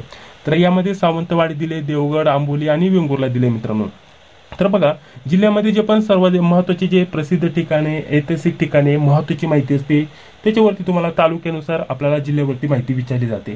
त्यामुळे आपण आपल्या नोट्समध्ये जिल्ह्याची माहिती सेपरेट देत असतो मित्रांनो. त्याच्यामध्ये डिटेलमध्ये जेवढे पण महत्त्वाचे पॉईंट आहेत ते आपण कव्हर करण्याचा प्रयत्न करत असतो. आता इथे बघा सिंधुदुर्ग जिल्ह्यावरती कसा प्रश्न विचारलेला आहे मित्रांनो. आता यामध्ये म्हटलेलं आहे सिंधुदुर्गात दरवर्षी सर्वाधिक पर्जन्य होणारे स्थान कोणते. तर इथं आपल्याला वेगवेगळे पर्याय दिले, त्यापैकी आंबोली हे प्रश्नाचं इथे योग्य उत्तर असणार आहे. परंतु इथे एक महत्त्वाचा IMP इथं प्रश्न तयार होतोय मित्रांनो. हा प्रश्न आपल्यासाठी महत्त्वाचा असणार आहे. इथं सिंधुदुर्ग फक्त हा जिल्ह्यासाठी मर्यादित नव्हे. ठीक आहे. तर पूर्ण महाराष्ट्रामध्ये देखील असा देखील प्रश्न आला की महाराष्ट्रामध्ये सर्वाधिक पाऊस कोणत्या ठिकाणी पडतो किंवा कोणत्या जिल्ह्यात पडतो असा देखील प्रश्न तुम्हाला विचारला जाऊ शकतो. तर जरी महाराष्ट्रात जरी विचारलं तरी आपलं तेव्हाचं उत्तर असणार आहे आंबोली या ठिकाणी. आणि आंबोली हे ठिकाण कुठे आहे मित्रांनो, सिंधुदुर्गात. आता असा प्रश्न आला की महाराष्ट्रात सर्वाधिक पाऊस कोणता जिल्ह्यात पडतो, तर तेव्हा आपलं सिंधुदुर्ग हेच उत्तर असणार आहे. परंतु पूर्ण जर म्हटलं तर आपल्याला विचारलं की सिंधुदुर्ग जिल्ह्यात कोणत्या ठिकाणी पाऊस पडतो, तर आंबोली या ठिकाणी. ठीक आहे. तर म्हणजे कसाही प्रश्न विचारला जाऊ शकतो, परंतु महाराष्ट्राच्या सर्व स्पर्धा परीक्षांसाठी हा प्रश्न महत्त्वाचा IMP असणार आहे. त्याच्यामुळे इतर माहिती इथं सांगून घेतली. सावंतवाडी जर म्हटलं तर ऐतिहासिक ठिकाण आहे मित्रांनो, ही गोष्ट लक्षात घ्या. देवगड जर म्हटलं तर आंब्यासाठी प्रसिद्ध आहे आणि वेंगुर्ला जर म्हटलं तर समुद्र किनाऱ्यासाठी प्रसिद्ध आहे. पुढे जर म्हटलं तर 4 नंबरचा प्रश्न बघा, औरंगजेब हा कोणाचा मुलगा होता. हे इथून पुढे अतिशय महत्त्वाचे प्रश्न मित्रांनो, जे की आपण मागे ऑलरेडी बघितलेले आहेत पहिल्या भागामध्ये. परंतु आता इथून पुढे जे पण महत्त्वाचे प्रश्न आहेत ते आपण बघूयात. आणि बाकीची इतर जी माहिती आहे ती देखील आपल्यासाठी महत्त्वाची असणार आहे, कारण इतर परीक्षांसाठी ती खूप महत्त्वाची असणार आहे आणि येत्या पोलीस पाटलासाठी देखील महत्त्वाची असणार आहे. त्यामुळे थोडासा व्हिडिओ मोठा होऊ शकतो, परंतु त्याच्याबद्दल थोडक्यात डिटेलमध्ये माहिती आपण जाणून घेऊयात. तर बघा इथं आपल्याला विचारलेलं आहे औरंगजेब हा कोणाचा मुलगा आहे. तर आपल्याला इथं प्रश्नाचं आपल्याला पर्याय दिलेले आहेत बाबर, हुमायूं, अकबर आणि शहाजहान. ठीक आहे. तर शहाजहान यांचा मुलगा आहे मित्रांनो, आपल्याला सांगता येईल मित्रांनो. ठीक आहे. औरंगजेब हा शहाजहान यांचा मुलगा होता असं सांगता येईल. और इथं तीच माहिती दिलेली आहे. ठीक आहे. पुढे बघा आता बाबर दिलेला आहे मित्रांनो. ठीक आहे. तर बाबर जर म्हटलं तर आपल्याला असा देखील प्रश्न विचारला जातो की मुघल साम्राज्याचा संस्थापक कोण? तर बाबर होता मित्रांनो, ही गोष्ट लक्षात घ्या. ठीक आहे, याच्यावरती वारंवार आयएमपी व्हेरी आयएमपी हे प्रश्न असणार आहे मित्रांनो. ठीक आहे, आपल्याला मुघल साम्राज्याचा संस्थापक कोण? तर बाबर हे प्रश्नाचं इथे योग्य उत्तर असणार आहे. बाकीच्या इतर पर्यायांची आपण माहिती जाणून घेत आहोत. त्यानंतर हुमायूं. ठीक आहे, की हुमायूं म्हणू शकतो किंवा हुमायून म्हणू शकतो. तर जर म्हटलं तर हा बाबरचा मुलगा होता. बाबरचा मुलगा कोण? याच्यावरती देखील प्रश्न विचारला जातो. तर आपल्याला सांगता येईल हुमायूं. ठीक आहे, म्हणजेच ऑप्शन क्रमांक म्हणजे जे पण असेल ते आपल्याला लक्षात ठेवायचं. बाबरचा मुलगा कोण? हुमायूं. ठीक आहे, त्यानंतर अकबर.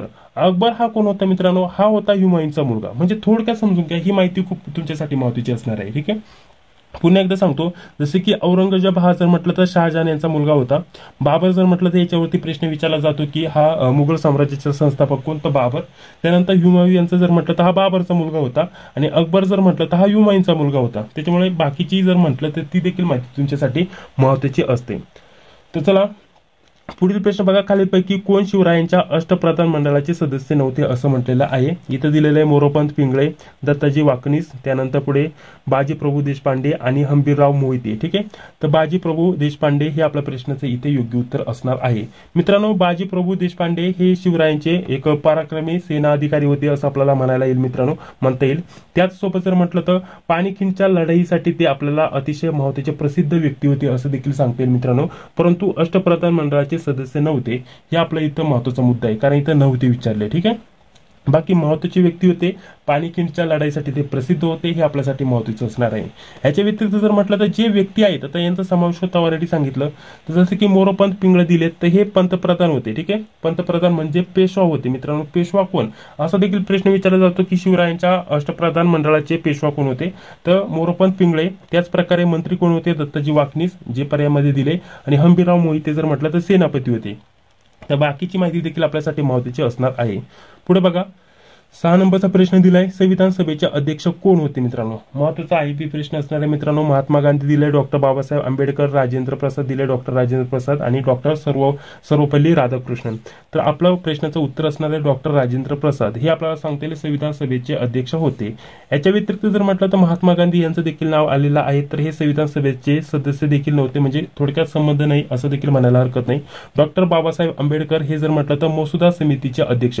मसुदा समिती. ठीक आहे, मसुदा समिती याच्यावरती आपल्याला वारंवार प्रश्न विचारले जातात. तर मसुदा समितीचे आपल्याला सांगता येईल मित्रांनो अध्यक्ष कोण होते? डॉक्टर बाबासाहेब आंबेडकर. ठीक आहे, डॉक्टर राधाकृष्णन जर म्हटलं तर तत्वज्ञ होते किंवा नंतर ते उपराष्ट्रपती झाले असं देखील आपल्याला सांगता येईल. ठीक आहे, तर याच्यावरती इतर जी माहिती ती देखील आपल्यासाठी महत्त्वाची असते मित्रांनो, त्याच्यावरती वारंवार तुम्हाला प्रश्न विचारले जातात. त्यानंतर बघा, इंग्लिशवरती प्रश्न विचारलेले आहे मित्रांनो. आता इंग्लिशचे भरपूर प्रश्न आपण बघितले, तर पुन्हा इंग्लिशवरती प्रश्न आलेला आहे. तर थोडक्यात मराठी देखील त्याचा अर्थ दिलेला आहे मित्रांनो. आपले अन्न टिंब मध्ये पचवले जाते. तर बघा, इथं पोटामध्ये पचवले जाते, त्याचंच आपल्याला इंग्लिश अर्थ आणि बाकीचे इथे दिलेले आहेत, त्यांचं कार्य काय ते देखील मी तुम्हाला इथे सांगितलेलं आहे. त्यानंतर पुढे आपल्याला म्हटलेलं आहे सूर्यग्रहण होताना टिंब. आता सूर्यग्रहण होताना इथं पर्याय दिलेले आहेत, सूर्य व चंद्र यांच्या दरम्यानमध्ये पृथ्वी येते. त्यानंतर पुढे दिले सूर्य व पृथ्वी यांच्या दरम्यानमध्ये चंद्र येतो आणि पुढे दिले चंद्र व पृथ्वी यांच्या दरम्यानमध्ये सूर्य येतो आणि यापैकी नाही. तर ऑप्शन क्रमांक ब म्हणजे सूर्य व पृथ्वी यांच्या दरम्यानमध्ये चंद्र येतो तेव्हा सूर्यग्रहण होते, म्हणजेच ऑप्शन क्रमांक ब हे प्रश्नाचं इथे योग्य उत्तर असणार आहे.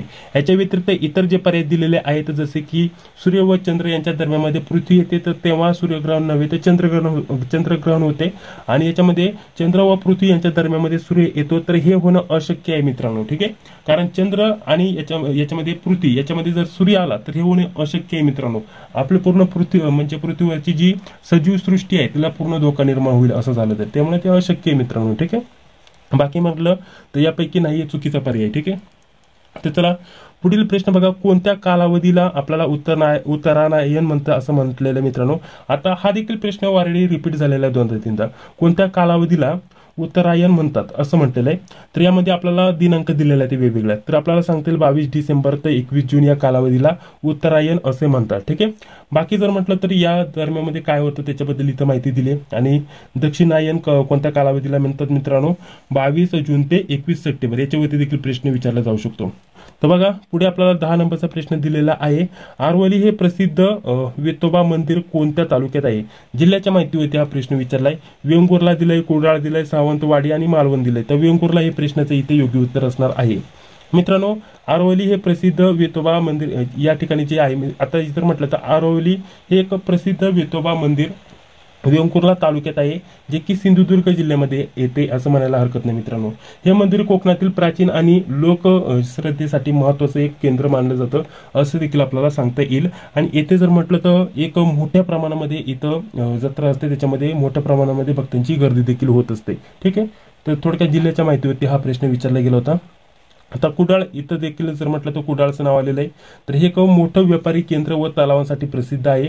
सावंतवाडी, ठीक आहे, सावंतवाडी ऑल महाराष्ट्रासाठी, ठीक आहे, महत्वाचा IMP प्रश्न इथं काय तयार होतो मित्रांनो, इथे आपल्याला लाकडी खेळण्यांसाठी प्रसिद्ध कोणतं ठिकाण आहे मित्रांनो, सावंतवाडी. इथं राजवाडा देखील आहे आणि पारंपरिक लाकडी खेळण्यांसाठी सावंतवाडी प्रसिद्ध आहे. याच्या व्यतिरिक्त मालवण दिलेले आहे मित्रांनो, सिंधुदुर्ग किल्ला व समुद्र किनाऱ्यासाठी प्रसिद्ध आहे मालवण, हे आपल्याला सांगता येईल.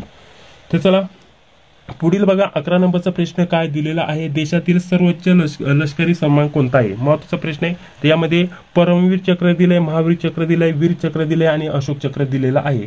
तर परमवीर चक्र म्हणजेच ऑप्शन क्रमांक अ हे प्रश्नाचं इथे योग्य उत्तर असणार आहे. ठीक आहे, भारताचा सर्वोच्च लष्करी सन्मान आपल्याला सांगता येईल परमवीर चक्र. ठीक आहे, सर्व आपल्याला सांगता येईल सर्वोच्च, ठीक आहे, सर्वात मोठा.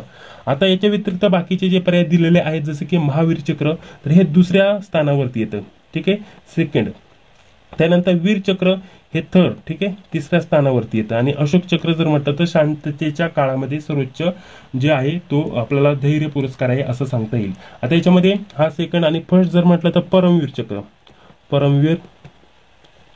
चक्र हे आपल्याला सांगता येईल मित्रांनो. तर हे पहिलं फर्स्ट, हे पहिल्या स्थानावरती, हे दुसऱ्या, हे तिसऱ्या, हे देखील आपल्याला माहिती इथं असणं गरजेचं असणार आहे. पुढे आपल्याला 12 नंबरचा प्रश्न विचारलाय, पाण्याचा गोठणांक किती आहे, महत्वाचा प्रश्न विचारला गेला होता मित्रांनो. तर बघा इथं 0°C दिलंय, 100° दिलेलं आहे. ठीक आहे, अशा प्रकारचं. तर पाण्याचा गोठणांक विचारलाय मित्रांनो, तर आपल्याला सांगता येईल 0°C. ठीक आहे, म्हणजेच ऑप्शन क्रमांक हे प्रश्नाचं इथे योग्य उत्तर होईल. आता याच्या व्यतिरिक्त बाकीचे जे पर्याय दिलेले आहेत ते देखील आपल्यासाठी महत्त्वाचे असतात, त्याच्याबद्दल थोडक्यात माहिती आपण जाणून घेऊयात. जसं की इथं बघा 100°C दिले मित्रांनो, तर हा पाण्याचा उकळणांक आहे मित्रांनो. ठीक आहे, हा गोठणांक 0°C जर म्हटलं तर गोठणांक, आणि 100°C जर म्हटलं तर आपल्याला उकळणांक, हे आपल्याला माहिती इथं असणं गरजेचं असणार आहे. ठीक आहे, हे दोन महत्त्वाचे आहेत. त्यानंतर पुढे बघा, भारताचे राष्ट्रपती कोण आहेत. आता ठीक आहे, आता जर म्हटलं तर आता 2012, आता ही प्रश्नपत्रिका जरी 2023-24 ची असली तरी 2025 मध्ये देखील या प्रश्नाचं हेच उत्तर असणार आहे मित्रांनो. ठीक आहे, द्रौपदी मुर्मू. ठीक आहे, हे आपलं प्रश्नाचं इथे योग्य उत्तर असणार आहे. ऑप्शन क्रमांक ड हे प्रश्नाचं इथे योग्य उत्तर असणार आहे. त्याचसोबत इथं व्यंकय्या नायडू यांचं देखील नाव आलेलं मित्रांनो.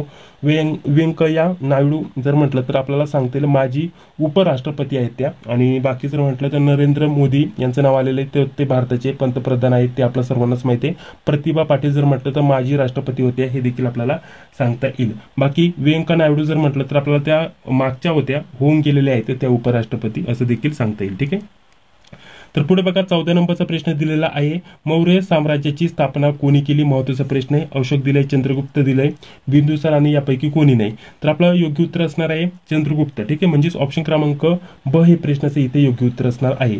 तर बघा इथे व्यवस्थित समजून घ्या मित्रांनो, हे देखील महत्वाचं असणार आहे. तर बघा मौर्य साम्राज्याची स्थापना जर म्हटलं तर चंद्रगुप्त मौर्य यांनी केली. आणि बाकी जर म्हटलं तर अशोक हा काय आहे मित्रांनो, आता अशोक सम्राट आपण सर्वांनीच नाव ऐकलं असेल, तर हा चंद्रगुप्तचाच नातू होता, ही गोष्ट लक्षात घ्या. बिंदुसार याच्यावरती देखील प्रश्न विचारला जातो. तर बिंदुसार हा जर म्हटलं तर चंद्रगुप्तचा मुलगा होता. चंद्रगुप्तचा मुलगा कोण, असं देखील तुम्हाला वारंवार प्रश्न विचारला जातो. तर बिंदुसार ही गोष्ट लक्षात घ्या. ठीक आहे, बिंदुसार याचं नाव होतं चंद्रगुप्तचा मुलगा. आणि अशोक सम्राट आपण ज्याला म्हणतो मित्रांनो, अशोक सम्राट हे नाव तुम्ही ऐकलं असेल मित्रांनो, तर हा चंद्रगुप्तचा नातू होता.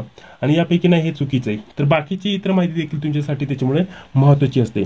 पुढे आपल्याला म्हटलेलं आहे महसूल विभागाचा ग्रामस्तरावरील अधिकारी कोण, महत्वाचा प्रश्न आहे. तर बघा पर्याय दिलेले आहेत, ग्रामसेवक, तलाठी, मंडळ अधिकारी, कृषी सेवक. तर तलाठी हे प्रश्नाचं इथे योग्य उत्तर असणार आहे. महसूल विभागाचा ग्रामस्तरावरील अधिकारी म्हणजे तलाठी. ठीक आहे, ग्रामसेवक जर म्हटलं तर ग्रामपंचायतीशी संबंधित अधिकारी आपण म्हणू शकतो.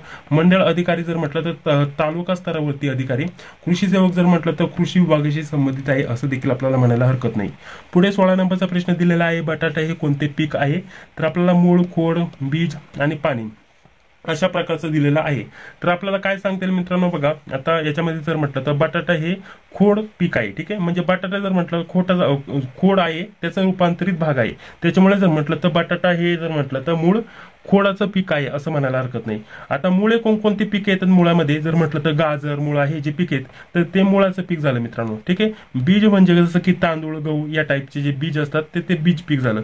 पाणी जर म्हटलं तर जसं की पालक झालं, कोबी झालं, तर ह्या ज्या भाज्या आहेत मित्रांनो तर त्या पाण्याच्या पिकामध्ये येतात, पाण्याच्या संदर्भात. ठीक आहे, तर तसं खोड जर म्हटलं तर बटाटाही आपण म्हणू शकतो.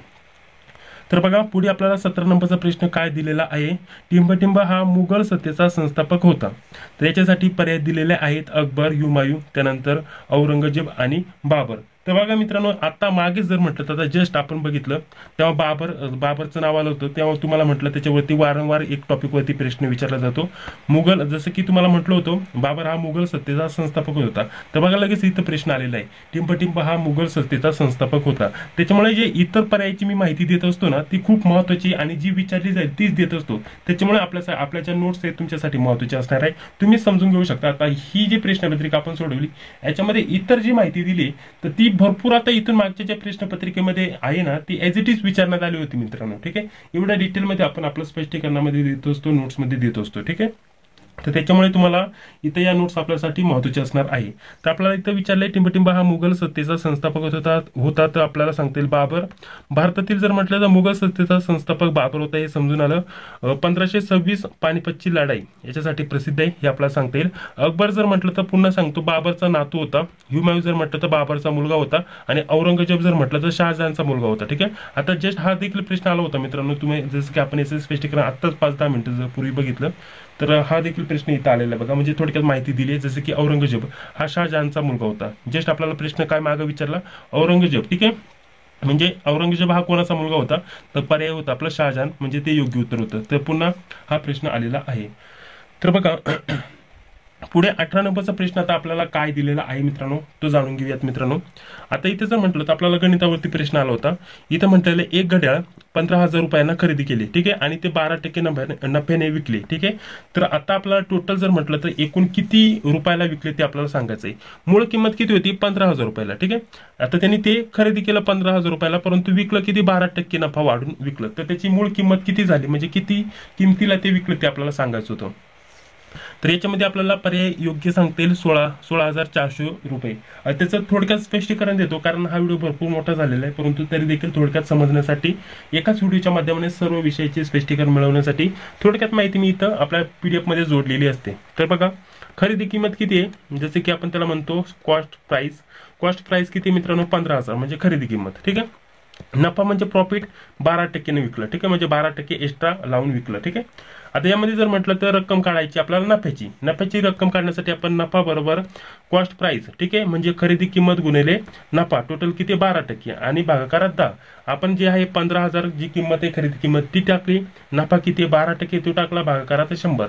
हे सोडवलं तर आपल्याला किंमत भेटली 1800. ठीक आहे, 1800 म्हणजे हे काय झालं, हे 12% झालं मित्रांनो. हे 12% वाढून विकले ना ती किंमत आपल्याला इथं भेटली. ठीक आहे, म्हणजे थोडक्यात जर म्हटलं तर नफ्याची किंमत आपण काढली आणि यामध्ये फक्त आता आपल्याला टोटल एकत्रित करायचं, खरेदी किंमत प्लस नफा. खरेदी किंमत होती 15,000 आणि टोटल विकलं एक्स्ट्रा जो नफा भेटलेला आहे तो 1800 झाला 16,400, म्हणजे ऑप्शन क्रमांक क हे प्रश्नाचं इथे योग्य उत्तर झालं. ठीक आहे, तर चला पुढे बघा आपल्याला 19 नंबरचा प्रश्न काय दिलेला आहे, शेतीचे हृदय म्हणून कोणाला ओळखले जाते, शेतकरी, बैल, बियाणे, त्यानंतर पाणी. तर पाणी आपण म्हणू शकतो मित्रांनो, ऑप्शन क्रमांक ड हे प्रश्नाचं योग्य उत्तर असणार आहे.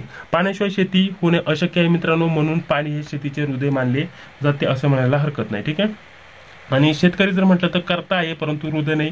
थोडक्यात इतर माहिती दिलेली आहे मित्रांनो. बैल आधार आहे असं आपण म्हणू शकतो मित्रांनो. आणि बाकी जर म्हटलं तर बियाणे वगैरे बियाणे म्हटलं तर ते म्हणजे तयार होण्यासाठी शेतीचे उत्पत्तीचे मूळ आहे असं म्हणायला हरकत नाही. ठीक आहे, तर पुढे बघा सिंधू नदी शेवटी कोणत्या समुद्राला जाऊन मिळते असं म्हटलेलं आहे मित्रांनो. बंगालचा उपसागर म्हटलेला आहे, अरबी समुद्र, त्यानंतर काश्मीर दिलेलं आहे, हिमालय दिले. ठीक आहे, तर अशा प्रकारचे पर्याय दिलेले आहेत. तर मग आपल्या या प्रश्नाचं योग्य उत्तर काय असणार आहे मित्रांनो? अरबी समुद्र. ठीक आहे. आता सिंधू नदी जर म्हटलं तर तिबेटमधून उगम पावते आणि अरबी समुद्राला जाऊन मिळते असं म्हणायला हरकत नाही. बाकी जर म्हटलं तर बंगालचा उपसागर या सागराचं नाव आलंय. तर या उपसागराला कोणकोणत्या नद्या मिळतात महत्वाच्या?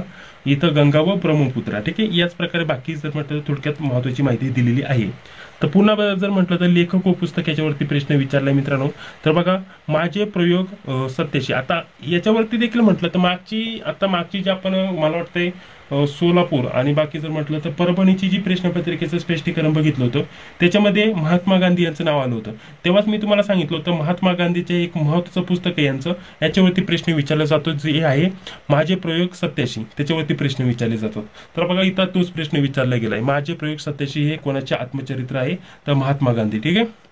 तर बघा, तर त्याच्याबद्दल इथं माहिती दिली आहे. आणि पुढे जर म्हटलं तर जवाहरलाल नेहरू. ठीक आहे. आता बघा, जस्ट जर म्हटलं तर याच्यावरती देखील पुढे प्रश्न आपण बघितला. ठीक आहे. याच प्रश्नपत्रिकेमध्ये तर इतर जे पर्याय आहेत त्याच्यामुळे पोलीस पाटलासाठी ते महत्वाचे असतात. बघा किती महत्वाचं आहे. इथं पंडित जवाहरलाल नेहरू यांचं आलेलं आहे डिस्कव्हरी ऑफ इंडिया. याच्यावरती देखील याच प्रश्नपत्रिकेमध्ये प्रश्न विचारला गेलाय. ठीक आहे. सुभाषचंद्र बोस यांचं जर म्हटलं तर इंडियन स्ट्रगल याच्यावरती ते लेखक आहे या पुस्तकाचे असं म्हणायला हरकत नाही.